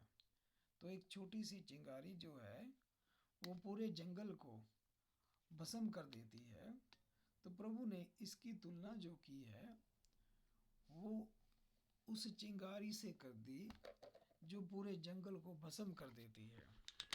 तो प्रभु कहता है कि ये जीव जो है ये बिल्कुल उसी तरह ही है जो पूरे जंगल को भस्म कर देती है। और जीव भी एक आग है। तो बाइबल क्या बताती है? हमारी इंसानों की जो जीव है ये पूरी आग है। जीव हमारे अंगों में अधर्म का, पाप का एक लोक है। तो प्रभु कहता है कि जीव जो है, हमारे अंदर जो जीव है, ये नरक का लोक है, ये नरक का द्वार खोल देती है। जब हम इस जीव से कहते हैं, प्रभु यीशु मसीह तेरा धन्यवाद, प्रभु यीशु मसीह की महिमा हो। जब हम इस जीव से कहते हैं कि मैं प्रभु यीशु मसीह को अपना मुक्तिदाता, अपना उद्धारकर्ता मानता हूँ, तो आमीन, ये हमें स्वर्ग ले जाती है। जब इसी जीव से हम अपने भाइयों की, बहनों की निंदा बुराई करते हैं, बुरी बातें बोलते हैं, अपमान करते हैं, तो यही जीव हमारे लिए कौन सा द्वार खोल देती है? लिखा हुआ है, नरक का द्वार खोल देती है। और देखिए सारी देह पर कलंक लगाती है। और जब हम इसे गलत इस्तेमाल करते हैं तो हमारी ये पर्सनैलिटी बता देती है कि हम किस तरह के इंसान हैं। लेकिन जब हम चुप रहते हैं तो कोई इंसान पता नहीं लगा पाता कि हम किस तरह के इंसान हैं। लेकिन जब हम इस जीभ से अच्छी बातें बोलते हैं तो लोग जान जाते हैं कि हम किस तरह के पढ़े लिखे लोग हैं, किस परिवार से हैं, किसको मानने वाले हैं। लेकिन जब हम इसी जीभ से हल्की बातें बोलते हैं, बुरी बातें बोलते हैं, तो सुनने वाले समझ जाते हैं कि हम एक अच्छी शिक्षा पाए हुए लोग नहीं हैं। तो आगे देखें, भव चक्कर में आग लगा देती है, नरक कुंड की आग से जलती रहती है। हर प्रकार के पशु पक्षी जीव जंतु मनुष्य जाति के वश में हो गए, परंतु जीव में से कोई वश में नहीं कर सका। जानवर भी मनुष्यों के वश में हो गए, लेकिन जीव को कोई वश में नहीं कर सका। ये एक ऐसी बला है जो कभी नहीं रुकती, प्राणघातक विष से भरी हुई है। अब 9 आयत में देखें, इसी से हम, और मैं रिक्वेस्ट करूंगा आप सभी भाई बहनों को जो इस वक्त प्रभु से प्रेम रखते हैं, प्रभु का वचन सुनना चाहते हैं, इसीलिए आए हैं कि प्रभु का वचन सुने। मैं उनसे रिक्वेस्ट करूंगा कि प्रभु का वचन ध्यान से सुने और इसे अपने हृदय में लें और इसको अपने आप को जांचें, इसके साथ मिलाएं। अगर ठीक नहीं पाए जा रहे हैं तो इसी वक्त लिखा है कि मैं उस पर अनुग्रह करूंगा जो मेरा वचन सुनकर थर थर कांपता है। तो प्रभु कह रहा है 9 आयत में, इसी से हम प्रभु और पिता की स्तुति करते हैं। इसी जीव से हम कहते हैं, प्रभु यीशु तेरा धन्यवाद, हालेलुया, आमीन। ठीक, अब अगला हिस्सा पढ़ें। और इसी से मनुष्यों को जो परमेश्वर के स्वरूप में उत्पन्न हुए श्राप देते हैं। इसी जीव से मैं कह रहा हूँ, प्रभु यीशु तेरा धन्यवाद, प्रभु यीशु मसीह की महिमा हो। मैं इसी जीव से कह रहा हूँ, भाई जोशुआ तो ऐसा है, भाई राकेश तो वैसे हैं, बहन रूथ तो वैसी है, भाई रजिंदर तो वैसे हैं। तो हम ठीक नहीं हैं, गड़बड़ है। अभी मायने नहीं रखता कि हमारे दुआ करने से बीमार चंगे होते हैं, दुष्ट आत्माएं निकल जाती हैं, मायने नहीं रखता। लेकिन अभी भी हम बचाए हुए नहीं हैं। प्रभु के तंबू में अभी भी हम नहीं रह सकते, प्रभु के घर में नहीं रह सकते, क्योंकि एक ही जीव से हम प्रभु यीशु मसीह की हमदोसना करते हैं और उसी जीव से हम उन मनुष्यों को जो परमेश्वर के स्वरूप में उत्पन्न हुए हैं बुरा बोलते हैं, और उनको बुरा बोलते हैं जो मनुष्य तो है ही, लेकिन वो मनुष्य जो प्रभु यीशु मसीह पर ईमान रखते हैं। तो इसी जीव से हम सिर्फ मनुष्यों को ही नहीं बल्कि उन भाई बहनों को भी बुरा बोलते हैं जो प्रभु यीशु मसीह पर ईमान रखते हैं। तो ये 2 चीज़ें नहीं चलेंगी एक साथ, 2 चीज़ें एक साथ नहीं चलेंगी। रोशनी और अंधेरा आप इकट्ठा नहीं रख सकते, सत्य को झूठ के साथ नहीं रख सकते, आप परमेश्वर और शैतान को आप इकट्ठा नहीं रख सकते, खारे सोते को मीठे सोते के साथ आप इकट्ठा नहीं रख सकते, नमक चीनी को इकट्ठा नहीं रख सकते आप। और इसी तरह अगर हम प्रभु की स्तुति भी कर रहे हैं और प्रभु के लोगों को बुरा भी बोल रहे हैं, तो हम इकट्ठे नहीं इस तरह चल सकते। हम 2 किश्तियों पर पांव रखकर मंजिल पर नहीं पहुंच सकते। 10 आयत, एक ही मुंह से स्तुति और शराब दोनों निकल रहे हैं। एक ही मुंह से प्रभु की स्तुति हो रही है, एक ही मुंह से प्रभु के ही लोगों को बुरा बोलते हैं। और मेरे भाइयों, ऐसा नहीं होना चाहिए। हे मेरे प्यारे भाई बहनों, ऐसा हम में नहीं होना चाहिए। ये बाइबल बता रही है, आपकी और मेरी अथॉरिटी बता रही है। आप जो कहते हैं कि मैं किस चीज़ को फैसला मानूंगा, आप जो मानते हैं कि मेरे लिए बाइबल ही सबसे ऊपर है, आप में से अगर भाई बहन ऐसा मानते हैं कि कोई भाई बहन मुझे बाइबल से बता दे, मैं उसी वक्त मान जाऊंगा, उसी वक्त माफ़ी मांगूंगा, उसी वक्त घुटने टेक लूँगा, तो मेरे अजीज़ों, ये बाइबल बता रही है, जो हम सब की अथॉरिटी है, जज है, न्याय है, फाइनल है हम सब के लिए। इससे ऊपर हमारे लिए कुछ भी नहीं है, कुछ भी नहीं है। ये बाइबल बता रही है कि हे मेरे भाइयों, हमें ऐसा नहीं होना चाहिए। एक ही सोते से आप मीठा और खारा नहीं निकलता। हे मेरे भाइयों, क्या अंजीर के पेड़ से जैतून निकलता है? दाग की लता से अंजीर लगते हैं, वैसे ही सोते से मीठा नहीं निकलता। तो मेरे प्यारे अजीज भाई बहनों, आगे 13 आयत भी कंटिन्यू पढ़ें। तुम में से ज्ञानवान और समझदार कौन है, जो ऐसा है अपने कामों को अच्छे चाल चलन से उस नम्रता सहित प्रकट करे। हम में से ऐसा भाई बहन कौन है जो चाल चलन से, सिर्फ मुंह से ही नहीं कि मैं अच्छा हूँ, बल्कि भाई बहनों के साथ बर्ताव में, चाल चलन में दिखाए कि वो अच्छे काम कर रहा है और ज्ञान उत्पन्न होता है।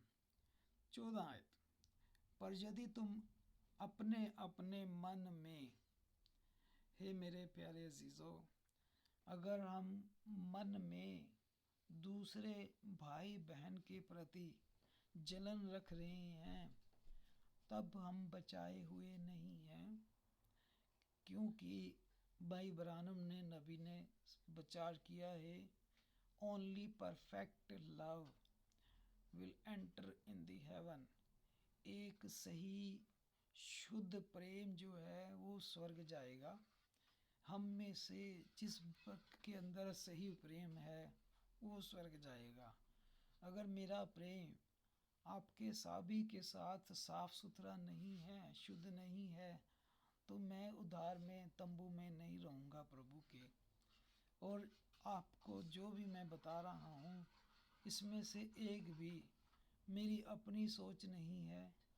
आपको मैं सबको प्रभु का वचन पढ़ा रहा हूँ, प्रभु का वचन। तो प्रभु का वचन देखिए साफ बता रहा है कि अगर हम अपने अपने मन में कड़वी ईर्ष्या जलन रखते हैं, ये बहुत बुरा है, ये बुरा है। प्रभु ने, चाहे पतरस देखिए 3 बार मुकर गया, क्या प्रभु यीशु मसीह ने उसके प्रति दिल में कोई नफरत रखी थी पतरस के? क्या जिन लोगों ने यीशु को कोड़े मारे, यीशु मसीह ने उनके प्रति दिल में नफरत रखी, जलन रखी थी?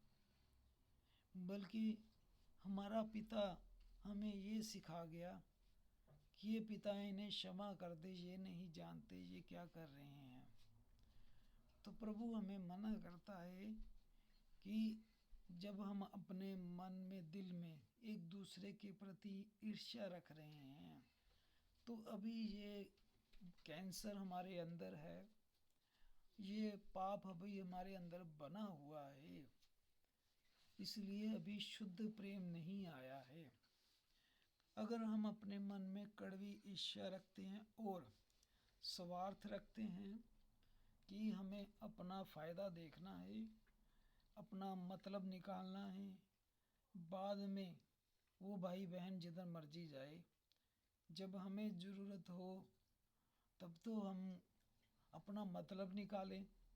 जब हमारा मतलब निकल गया तो हम उनके साथ बुरा व्यवहार करें जिन्होंने हमारी मदद की हो।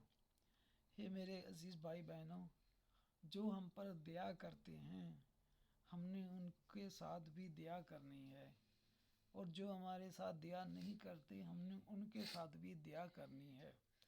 और जिन भाई बहनों ने आपका मुश्किल समय में आपका साथ दिया है, इस बुरे समय में आप ऐसे भाई बहनों से अधिक प्रेम करें, उन्हें बिल्कुल ना छोड़ें। तो अगर हम ऐसे नहीं पाए जाते तो कोई फ़ायदा नहीं रह जाएगा कि हम बहुत ऊंची गाते हैं, हम तो आधा घंटा प्रार्थना करते हैं। अगर इस तरह की बीमारियां अभी अंदर है हमारे, तो हमारी भक्ति व्यर्थ हो जाएगी। तो प्रभु कहता है कि तुम अपने मन में स्वार्थ रखते हो और डींग ना मारना, किसी चीज़ की भी डींग ना मारना, किसी चीज़ का घमंड ना करना। और आगे देखिए, और चेतावनी प्रभु की, और ना ही सत्य के विरुद्ध झूठ बोलना। कभी भी आप सत्य के खिलाफ खड़े ना हों, कभी भी पक्ष ना लें आप, चाहे कोई भी हो रिश्ता, आप सत्य के विरुद्ध झूठ मत बोलें। जब बात आती है सत्य की तो सत्य के विरोध में कभी ना जाएं, हमेशा सत्य के साथ खड़ें, क्योंकि प्रभु यीशु मसीह सत्य है। और अगर आप कॉम्प्रोमाइज़ करते हैं, सत्य को पक्ष पक्ष देख के फैसला लेते हैं, सत्य को छोड़ जाते हैं, तो हमने परमेश्वर को छोड़ दिया, क्योंकि परमेश्वर सत्य है, प्रभु यीशु मसीह सत्य है। और 16 आयत देखें, अगर कहीं भी चर्च में, कलीसिया में नफरत है, जलन है, तो 16 देखिए, इसलिए कि जहाँ जलन, ईर्ष्या और विरोध होता है, जहाँ कहीं भी नफरत है, जलन है, जहाँ विरोध हो रहा है एक दूसरे के प्रति, आप खुद पढ़ें बाइबलों में और देखें कि इनमें से कोई चीज़ मेरी तरफ से नहीं है। ये वो बाइबल बता रही है जिसके आगे आप झुकते हैं, जिसके आगे अपना सिर झुकाते हैं आप, ये वो बाइबल बता रही है। इसलिए जहाँ ईर्ष्या और विरोध होता है वहाँ बखेड़ा और हर प्रकार का दुष्कर्म पाप होता है। जहाँ कहीं भी जलन आ गई, जहाँ पर एक दूसरे की निंदा बुराई आ गई, वहाँ बखेड़ा, लड़ाई झगड़े होंगे। और आगे देखिए 17 आयत देखिए, पर जो ज्ञान ऊपर से आता है, हालेलुया, प्रभु का धन्यवाद हो, मेरा वो भाई बहन जिसने स्वर्ग से ज्ञान पाया है, मेरा वो प्यारा भाई बहन जिसने स्वर्ग से परमेश्वर का पवित्र आत्मा पाया है, जिसने सचमुच का पवित्र आत्मा पाया है, सामर्थ पाई है, जिसने सचमुच ऊपर का ज्ञान लिया है, तो उसकी खूबी क्या है? उसकी खूबी देखिए कि वो पवित्र होता है, वो पवित्र होता है और वो मिलनसार होता है। अब फिर हम देखें, क्या हमारे पास ज्ञान सही है? क्या हम कहीं गलत फहमी में तो नहीं कि हम बचाए हुए हैं, हम तो स्वर्ग जा रहे हैं? क्या हम में ये गुण है? जो ज्ञान ऊपर से आता है वो पवित्र और मिलनसार है। ऐसा तो नहीं कि हमने कुछ भाई बहनों को अपने फेवरेट बनाया हुआ है और कुछ भाई बहनों से हम जलन रखते हैं। कहीं ऐसा तो नहीं कि जसविंदर के कुछ भाई फेवरेट हैं और कुछ भाई उसके फेवरेट नहीं हैं? क्या ऐसा तो नहीं मुझ जसविंदर में कि कुछ बहनें उसके लिए खास बहनें हैं, बाकी उसके लिए खास नहीं हैं। कहीं ऐसा तो नहीं मुझ में ऐसा होना चाहिए कि सभी भाई मेरे भाई हैं, सभी भाई मेरे खास हैं, मैं सभी से प्रेम करता हूँ, सभी बहनें मेरी खास बहनें हैं, मैं सभी से प्रेम रखता हूँ। और लिखा है जो ज्ञान ऊपर से आता है वो पवित्र होता है, मिलनसार होता है, कोमल होता है, घमंड की कोई जगह नहीं होती। लड़ाई झगड़ा ये बाहर की बातें हैं। वह कोमल होता है, मदभाव होता है और उसमें दया होती है। क्या ये है सब कुछ हमारे बीच में मेरे प्यारे भाई और बहनों? क्योंकि ये ना सोचें कि हमारा न्याय नहीं होगा कहीं, हम यीशु मसीह के साथ ही बैठे हैं। यीशु मसीह के साथ कौन बैठेगा, कौन उसके तंबू में रहेगा? जिसने ये सारी परीक्षाएं पास की हैं, जिसने सारी बुराइयों पर जय पाई है, जो जय पाएगा वो मेरे साथ रहेगा। लेकिन अगर हम, मेरे अजीज़ भाई बहनों, इन वचनों के मुताबिक हम में सब कमियां पाई जा रही हैं, तो हमें न्याय में हिसाब देना होगा। क्या हम सचमुच में कोमल है, मदभाव है, हम में दया है, हम अच्छे फलों से लदे हुए हैं? और क्या हम पक्षपात तो नहीं करते? क्या लिखा हुआ है? क्या आपने पढ़ा? आप पढ़ रहे हैं सब लोग? क्या लिखा हुआ है कि फलों से लदा हुआ और पक्षपात और कपट रहित है, कि हम पक्ष नहीं लेते। ये नहीं कि हमारे जो खास हैं उनका पक्ष लेते हैं। पक्षपात, कपटता और मिलाप करने वालों के लिए धार्मिकता का फल शांति के साथ बोया जाता है। कौन परमेश्वर के घर में रहेगा? इफिसियाँ 4:30 में लिखा है कि परमेश्वर के पवित्र आत्मा को शोकित मत करो। जो पवित्र आत्मा दिया है प्रभु ने, उसे हर्ट ना करें, उसे दुखी ना करें, क्योंकि वो पवित्र आत्मा हमें छुटकारे के लिए स्टैंप लगाई हुई है उसने। वो पवित्र आत्मा हमारे छुटकारे के लिए छाप है, स्टैंप है। और आगे देखें आप, इफिसियाँ 4:30 जो पढ़ रहे हैं आप, 31 भी पढ़ें और 32 भी पढ़ें। अगर हम में कोई भी आपस में ईर्ष्या है, जलन है, नफरत है, तो मेरे प्यारे भाई बहनों, मैं बार बार रिक्वेस्ट कर रहा हूँ, प्रभु यीशु मसीह के नाम से आपसे रिक्वेस्ट कर रहा हूँ, प्रभु यीशु मसीह के नाम से आपसे विनती करता हूँ कि प्लीज़ आप 31-32 आयत भी पढ़ें।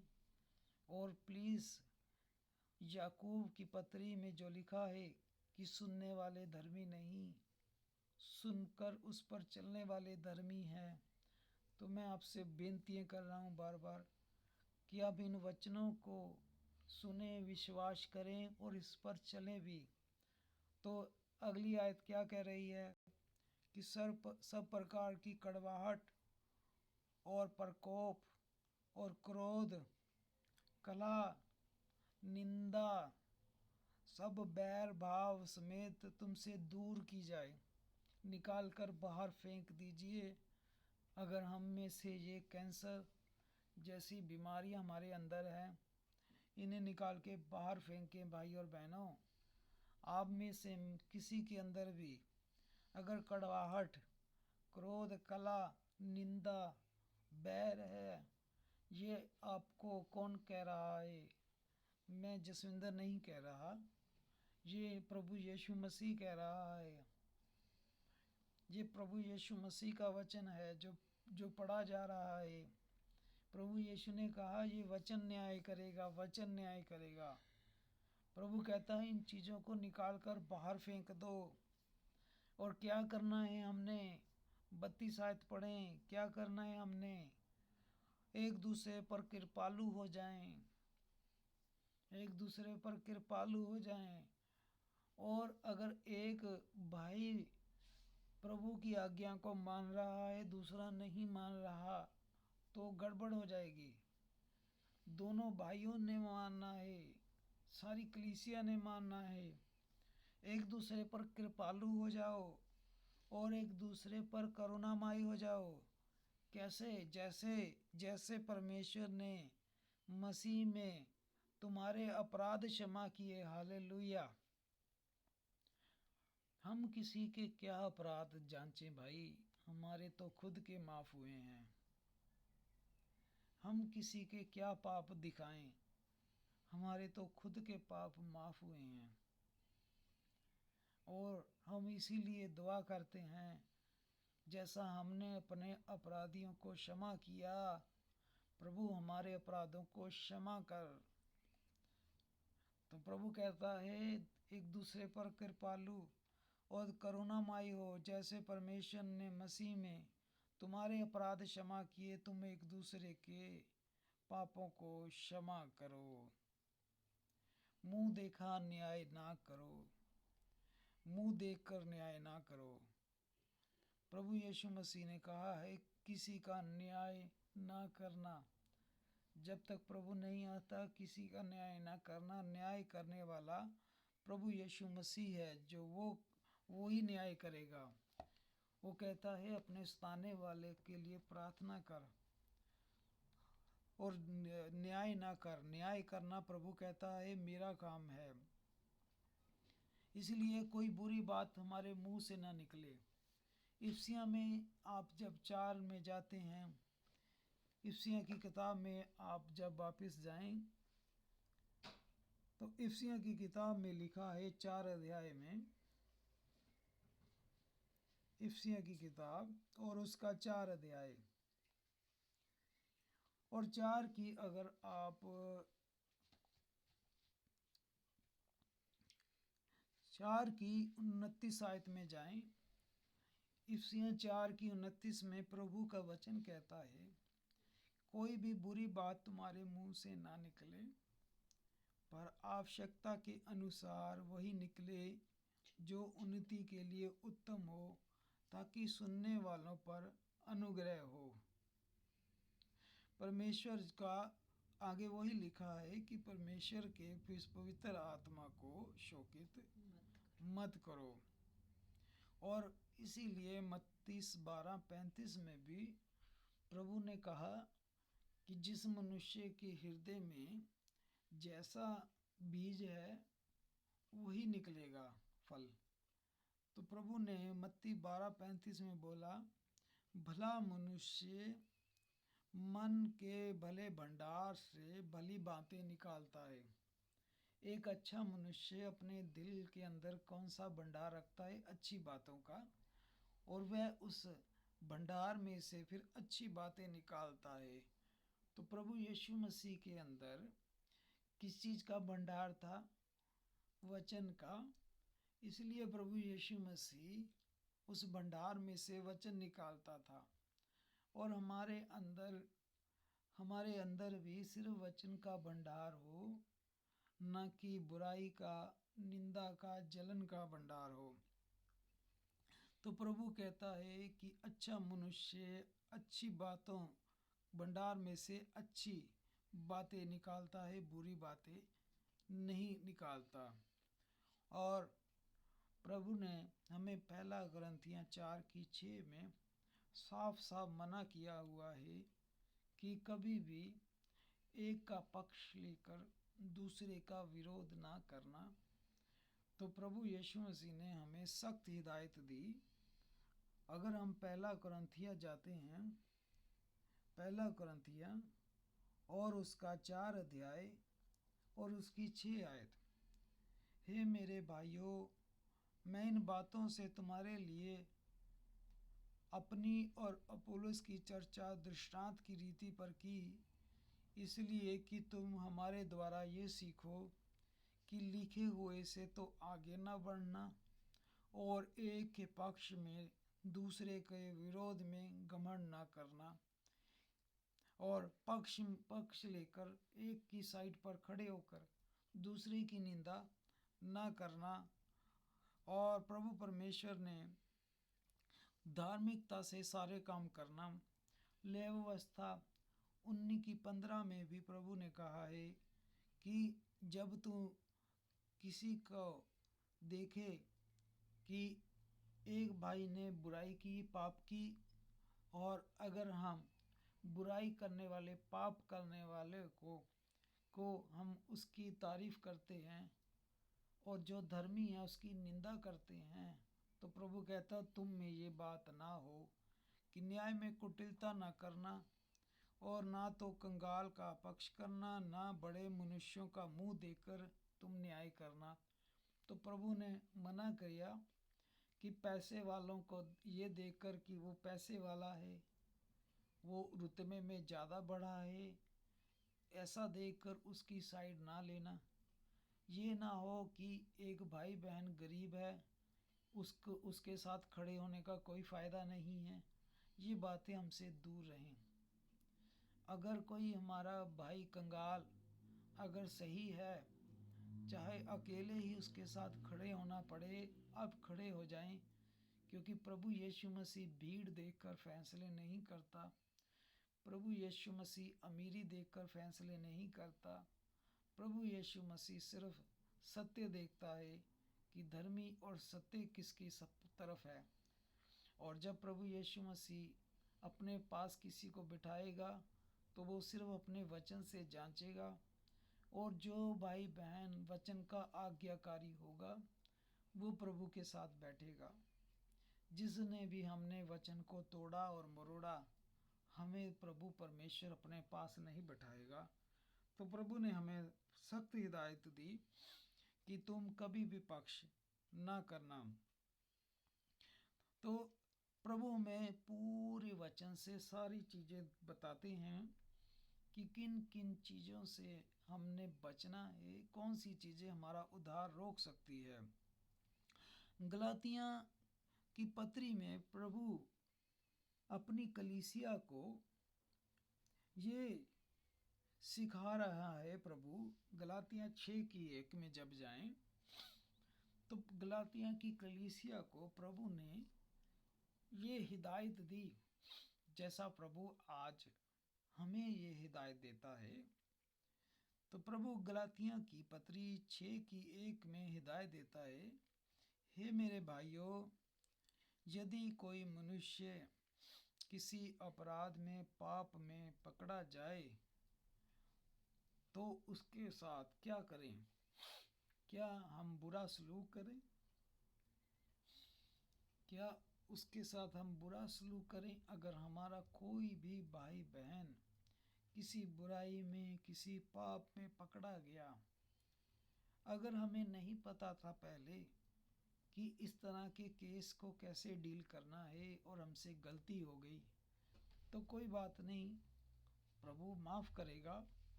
प्रभु हमें उसके बारे में सिखाएगा कि आगे से किस तरह डील करना है। लेकिन अगर हम जान कर भी प्रभु के वचन के मुताबिक उस तरह डील नहीं किया, तो हमें उसका फिर जवाब देना पड़ेगा। हम अपराधी हैं, हम पापी हैं। तो अगर हमारा कोई भाई बहन से कोई पाप हो गया है, कोई उसने कलाम के मुताबिक पाप कर दिया, तो क्या करना है? तो आप दोबारा पढ़ें गलातियाँ 6:1। हे मेरे भाइयों, यदि कोई मनुष्य किसी अपराध में पकड़ा गया, तो तुम जो आत्मिक हो, तो अगर क्या पहला तो ये, क्या हम आत्मिक हैं? क्या मेरे किसी भाई बहन ने कोई पाप कर दिया है? पहला तो क्या मैं खुद आत्मिक हूँ? कहीं ऐसा तो नहीं कि मैं खुद भी पापी हूँ? मेरे भाई बहन ने किसी ने पाप किया, मैं उसे पापी बोले जा रहा हूँ। पहले मैं खुद देखूं, क्या मैं आत्मिक हूँ? कहीं मैं तो पापी नहीं। तो प्रभु कह रहा है, अगर आपके कलीसिया में कोई भाई बहन पाप में पकड़ा गया, समझ रहे हैं आप? पकड़ा गया, कोई भी भाई बहन पाप करते हुए पकड़ा गया तो हम कलीसिया ने किस तरह डील करना है। प्रभु ने हमें सब कुछ सिखाया है। अगर नहीं आता वो अलग बात है, पर अगर अब हम सीख रहे हैं तो सीखें। तो तुम जो आत्मिक हो, अब इस चीज को कौन समझेगा? जो आत्मिक भाई बहन है। तुम जो आत्मिक हो, क्या करोगे? उसके साथ गाली गलौज, उसके साथ बुरा व्यवहार करोगे, उसे बुरा बोलोगे।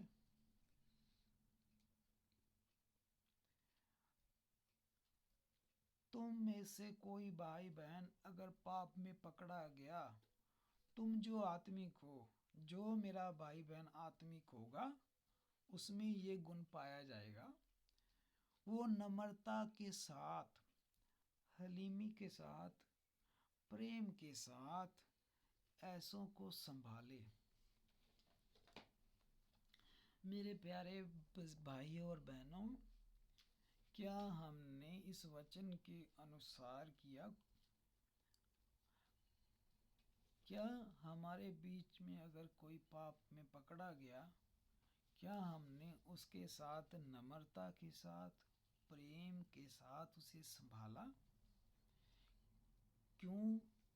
क्योंकि हम खुद भी पापी हैं। हम खुद प्रभु यीशु मसीह ने दया के साथ, अनुग्रह के साथ माफ किया है। दया के साथ, कर्मों के साथ नहीं। कर्मों के साथ नहीं कि 1 लाख का दान देकर हम अब धार्मिक बने हैं, 50 लाख का दान देकर हम धार्मिक बने हैं। नहीं, प्रभु यीशु मसीह ने दया कर हमें माफ किया। अब दूसरा भाई कोई पाप में पकड़ा गया तो हे प्रभु, हमारे पापों को माफ कर, जैसे हमने अपने अपराधियों को माफ किया। हम सब पापी ही हैं, प्रभु यीशु मसीह के अनुग्रह से बचाए गए। अब दूसरा भाई बहन ने पाप कर दिया तो उसके साथ बाकी हम सब पापियों ने, जो अब आत्मिक हैं, प्रेम के साथ, हलीमी के साथ, नम्रता के साथ संभालें उस भाई बहन को। उसके साथ बुरा व्यवहार ना करें, उसे हर्ट ना करें कि तू पापी है यकूब, तूने पाप किया यकूब, इसीलिए तुझ पर बुरा समय आ गया यकूब। परमेश्वर ऐसे नहीं करता, तूने पक्का पाप किया इसलिए तुझे बुरा समय आया है। परमेश्वर कहता है याकूब, मैं तेरे तीनों दोस्तों को मार दूंगा, तेरे तीनों दोस्तों को मार दूंगा। अगर तू दुआ करेगा तब मैं माफ़ करूंगा। क्योंकि प्रभु परमेश्वर उनसे गलती किया होगी, तीनों दोस्तों की, उन्होंने सही का साथ नहीं दिया यकूब का, जबकि यकूब सही था। तो प्रभु कहता है तुम इस चीज़ को संभालो, उस भाई बहन को प्रेम के साथ संभालो। कलीसिया हमने बढ़ानी है, घटानी नहीं। एक भी भेड़ प्रभु की बाहर ना जाए बाड़े से। तोड़े हमने डबल करने हैं, 5 के 10 बना के देने हैं, 5 का हमने 3 बना के नहीं देने। कि 100 कलीसिया दी प्रभु ने, हमने 300 करके देनी। ये ना 100 दी प्रभु ने, हमने 20 करके मोड़े। तो उस भाई बहन को नम्रता के साथ संभालो और अपनी भी साथ में देख रेख करो अपनी। क्या आप सुन रहे हैं सभी भाई बहन? अपनी भी देख रेख करो कि आप खुद भी क्या हो, अपनी भी देख रेख करो, अपनी भी देख रेख करो कि हम भी कहीं घमंड में ना आ जाएं। हम भी कहीं के नहीं कि बॉस बन गए, जज बन गए हैं। अब हम अपने आप को भी संभालो कि हम भी दया से बचे हुए हैं। हम भी गलत हुए तो प्रभु यीशु मसीह हमें भी नहीं छोड़ेगा। अपने आप को संभालो, अपनी भी देख रेख करो डेली। अपने आप को देखते रहो, जांचते रहो कि तुम भी किसी परीक्षा में ना पड़ जाओ, तुम भी किसी परीक्षा में ना पड़ जाओ। प्रभु यीशु मसीह हम सबको बहुत सारी आशीष बरकत दे। अजीज़ भाई और बहनों, इस आज के पवित्र संदेश के द्वारा और हम आज की इस पवित्र वचनों को अपने दिल से विश्वास करें और वचन को सुना हमने, और इस वचन को सुनकर हम इधर से निकाल ना दें। इन वचनों को दोबारा हम मेडिटेट करें और मिलाएं, अपने आप की देख रेख करें, जांचें कि कौन सी बुराई हमारे बीच में पाई जा रही है। और प्रभु कहता है कि मैं अपने अनुग्रह की दृष्टि उस पर करूँगा जो मेरा वचन सुनकर थर थर कांपता हो। तो आप और मैं इन वचनों को सुने और हाथ जोड़कर प्रभु से डरें कि प्रभु, इन वचनों के मुताबिक अभी बहुत सारी बुराइयां हमारे अंदर है। प्रभु आप हमारी मदद करें, ये बाहर हो हम में, और हम में प्रेम हो, एक दूसरे पर करुणा हो, दया हो, और हम खुद जो पापी हैं दूसरे पापी के साथ भी नम्रता से व्यवहार करें।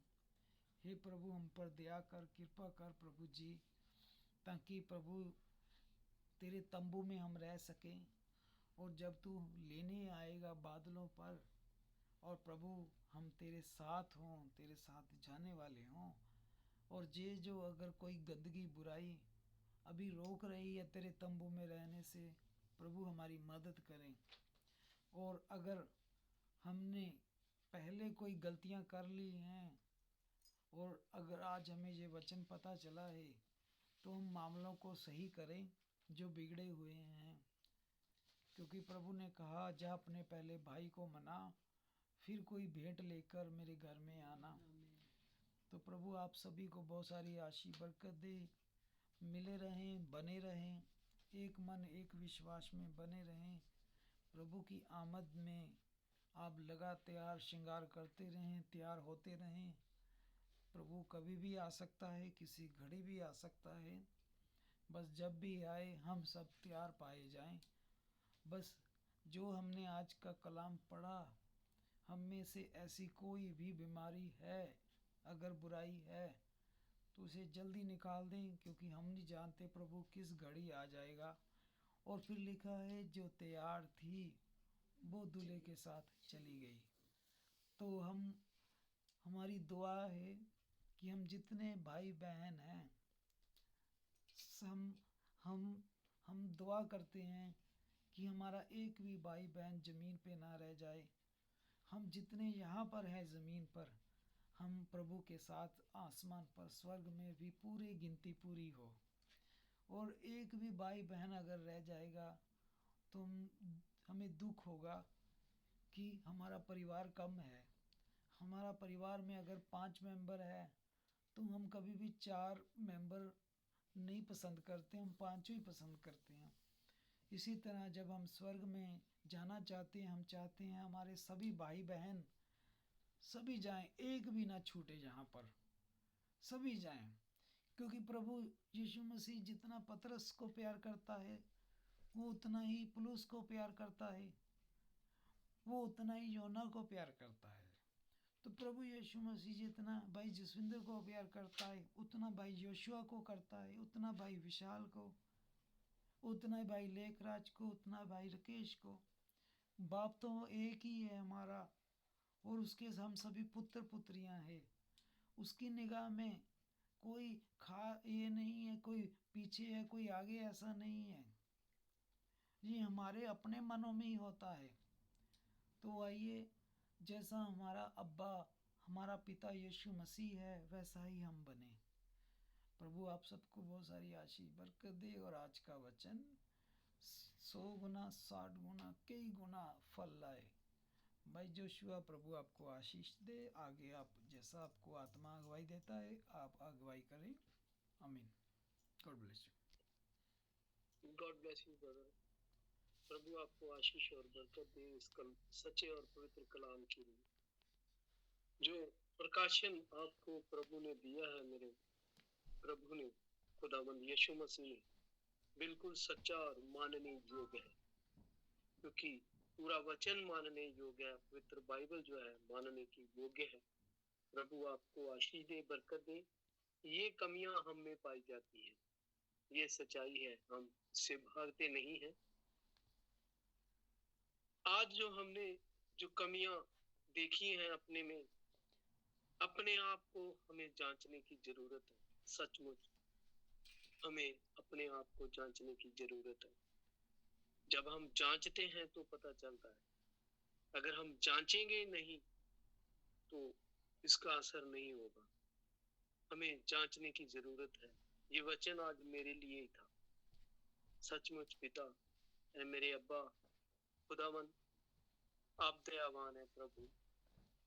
हम में जितनी भी कमियां पाई जाती हैं मेरे खुदावन, आपके पवित्र और जलाली नाम में दूर हो गए मेरे खुदावन। दुष्ट की कोई भी युक्ति कार्य न कर पाए मेरे खुदावन। ऐ मेरे पिता, मेरे अब्बा, मेरी दुआ को सुन और कबूल कर प्रभु। जितनी कमियां हैं मेरे खुदावन, आज तेरे पाक और पवित्र नाम से प्रभु वो दूर और दफा हो जाए। प्रभु हम एक दूसरे को प्यार करने वाले, हर एक बहन भाई को प्रभु जी वो प्यार जो प्रभु आपने दिखाया मेरे खुदावन, कि अपनी जान हमारे लिए दे दी प्रभु। हम एक दूसरे को प्रभु सहार नहीं पा रहे मेरे खुदावन, देख नहीं पा रहे हैं, एक दूसरे की कमियां निकाल रहे हैं। प्रभु आपने हमारे सारे बोझ उठा लिए मेरे खुदावन, सारे पाप उठा लिए, अपने आप को कुर्बान कर दिया। ओ प्रभु वो कोड़े जो मुझे लगने थे खुदावंद आपने सह लिए। जो बदन छन्नी हुआ प्रभु मेरा होना था, आपने करवा लिया मेरे लिए प्रभु, कि हम नाश ना होए, सभी बचाए जाए। प्रभु आपकी महिमा हो, स्तुति हो प्रभु जी। हमें जितनी भी कमियां हैं मेरे खुदावन, आज प्रभु इस कलाम को सुनकर भी हमने अगर नहीं निकाली तो प्रभु कोई जरूर गड़बड़ है प्रभु। सच्चे कलाम के लिए प्रभु आपका धन्यवाद करते हैं। सच्चे प्रकाशन के लिए भाई के लिए दुआ करता हूँ प्रभु। भाई को आशीष और बरकत देना, अपने कलाम से और भरना प्रभु। प्रभु यीशु मसीहा, हम कलाम से हमेशा सीखते हैं प्रभु। परफेक्ट कोई नहीं हुआ प्रभु, परफेक्ट आप हैं खुदावन। हम हमेशा ही सीखते हैं मेरे खुदावन। दया करना प्रभु, आपकी स्तुति विदाई, आपकी महिमा सदा से लेकर सदा तक होती रहे प्रभु जी। हमारी जीभ के ऊपर प्रभु अपना निगहबान बैठा दे मेरे खुदावन। हमारी दृष्टि, हमारी आंखों को प्रभु जी शुद्ध कर दे मेरे खुदावन, कि हम बुरा देख ना पाए मेरे खुदावन।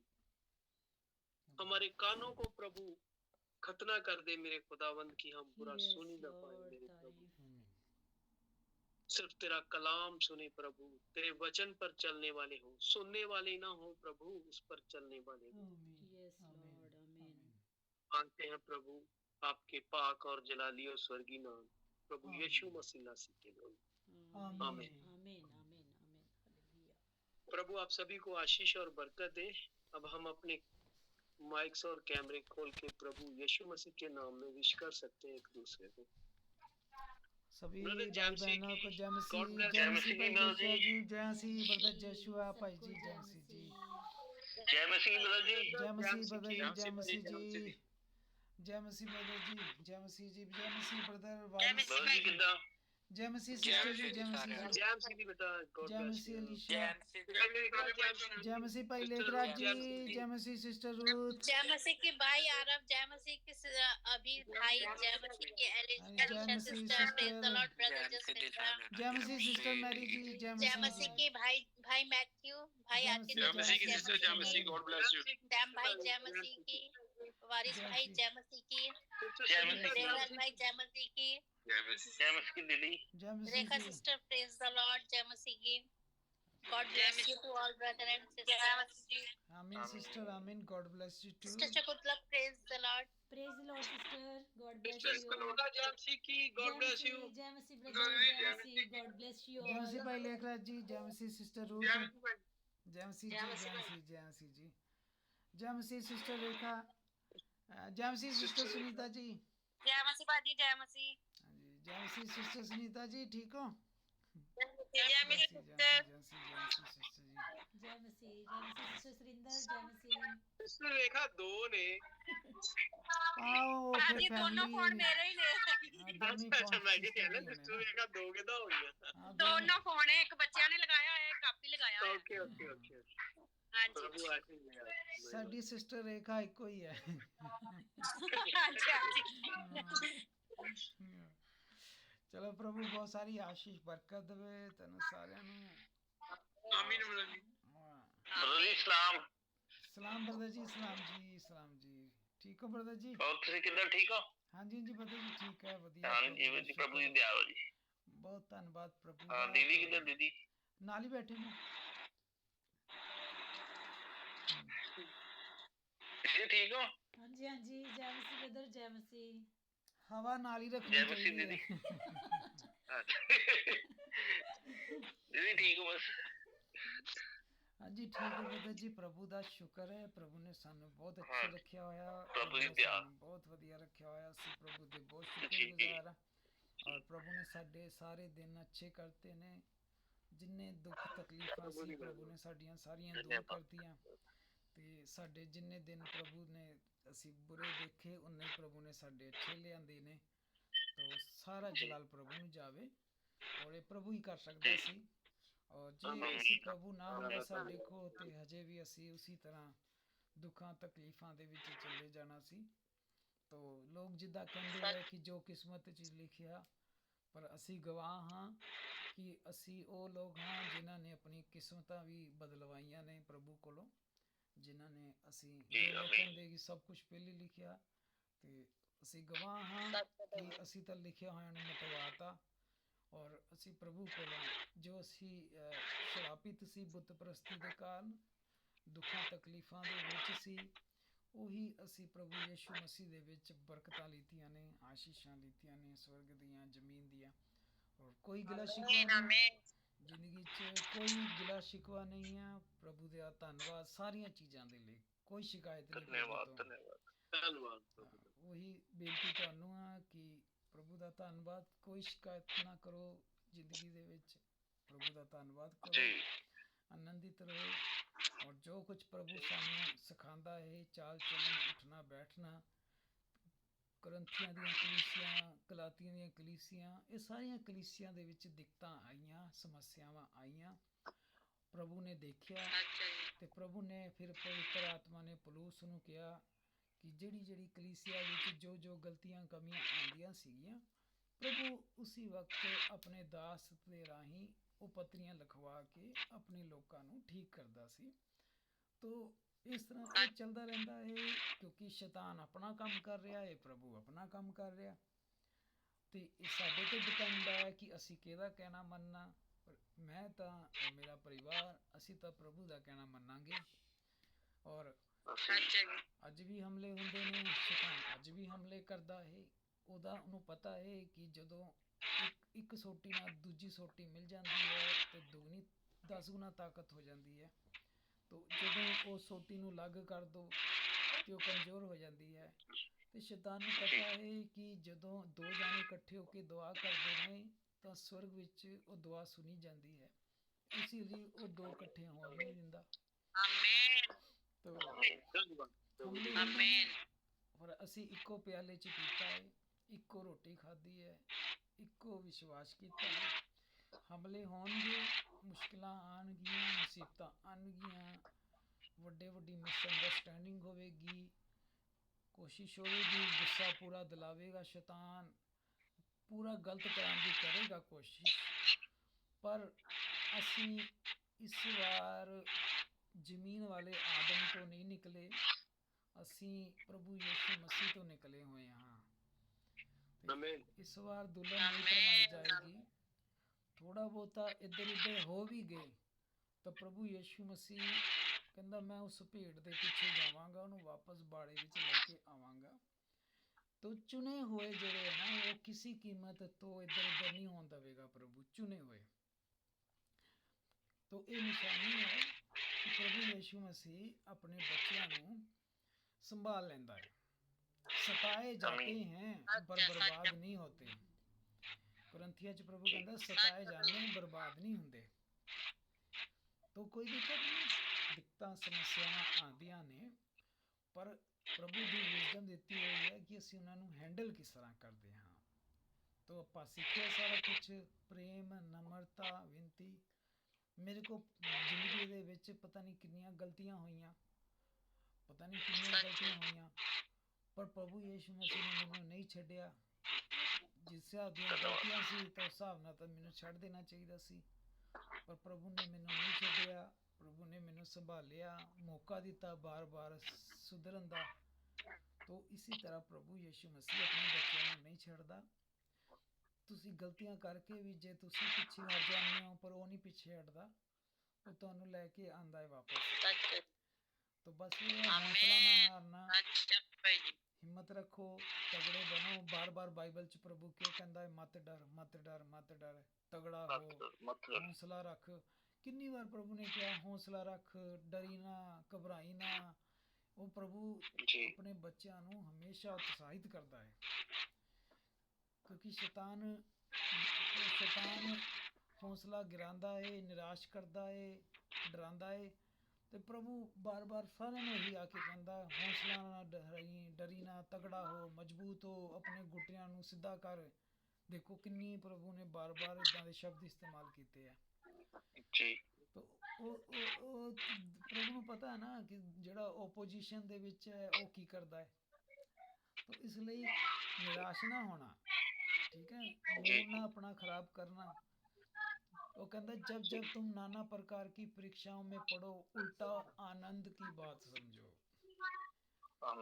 उल्टा खुश हो कि ਇਹਦਾ ਮਤਲਬ ਕਿ ਹੁਣ ਬਲੇਸਿੰਗ ਮਿਲਣ ਵਾਲੀ ਹੈ, ਤਰੱਕੀ ਹੋਣ ਵਾਲੀ ਹੈ ਹੁਣ। ਆਮੇਨ ਆਮੇਨ ਸੱਚ ਹੈ ਭਾਈ ਜੀ ਜਦੋਂ ਦੇਖੋ ਯਿਸੂ ਮਸੀਹ ਵੀ ਸਲੀਬ ਚੜਨ ਤੋਂ ਬਾਅਦ ਲਿਖਿਆ ਹੈ ਕਿ ਪਰਮੇਸ਼ਵਰ ਦੇ ਸੱਜੇ ਹੱਥ ਬੈਠਾ ਜਾ ਕੇ। ਤੇ ਜਦੋਂ ਸਾਡੀ ਜ਼ਿੰਦਗੀ ਦੇ ਵਿੱਚ ਕੋਈ ਵੱਡਾ ਆਂਦਾ ਨਾ, ਵੱਡਾ ਕੋਈ ਝਟਕਾ ਆਂਦਾ ਹੈ, ਤਾਂ ਸਮਝ ਲੈਣਾ ਕਿ ਹੁਣ ਤਰੱਕੀ ਹੋਣ ਜਾ ਰਹੀ ਹੈ। ਤਾਂ ਬਾਈਬਲ ਦੇ ਵਿੱਚ ਪਰ ਬਰਕਤ ਮਿਲਣ ਤੋਂ ਪਹਿਲਾਂ ਇੱਕ ਕੁਰਬਾਨੀ ਆਉਂਦੀ ਹੈ, ਕੁਰਬਾਨੀ ਦੇਣੀ ਪੈਂਦੀ ਕੋਈ ਨਾ ਕੋਈ, ਜਦੋਂ ਕੁਝ ਵੱਡੀ ਬਰਕਤ ਆਉਂਦੀ ਹੈ। ਤਾਂ ਯਾਨੀ ਬਲੈਸਿੰਗ ਆਸ਼ੀਸ਼ਾਂ ਜਿਹੜੀਆਂ ਨੇ ਉਹਦੇ ਲਈ ਕੁਰਬਾਨੀਆਂ ਦੇਣੀਆਂ ਪੈਂਦੀਆਂ, ਕੁਰਬਾਨੀਆਂ ਤੋਂ ਬਿਨਾਂ ਆਸ਼ੀਸ਼ਾਂ ਨਹੀਂ ਜੀ। ਤਾਂ ਇਸ ਲਈ ਨਿਰਾਸ਼ ਨਾ ਹੋਇਆ ਕਰੋ, ਡਿਸਪਾਇੰਟ ਨਾ ਹੋਣਾ।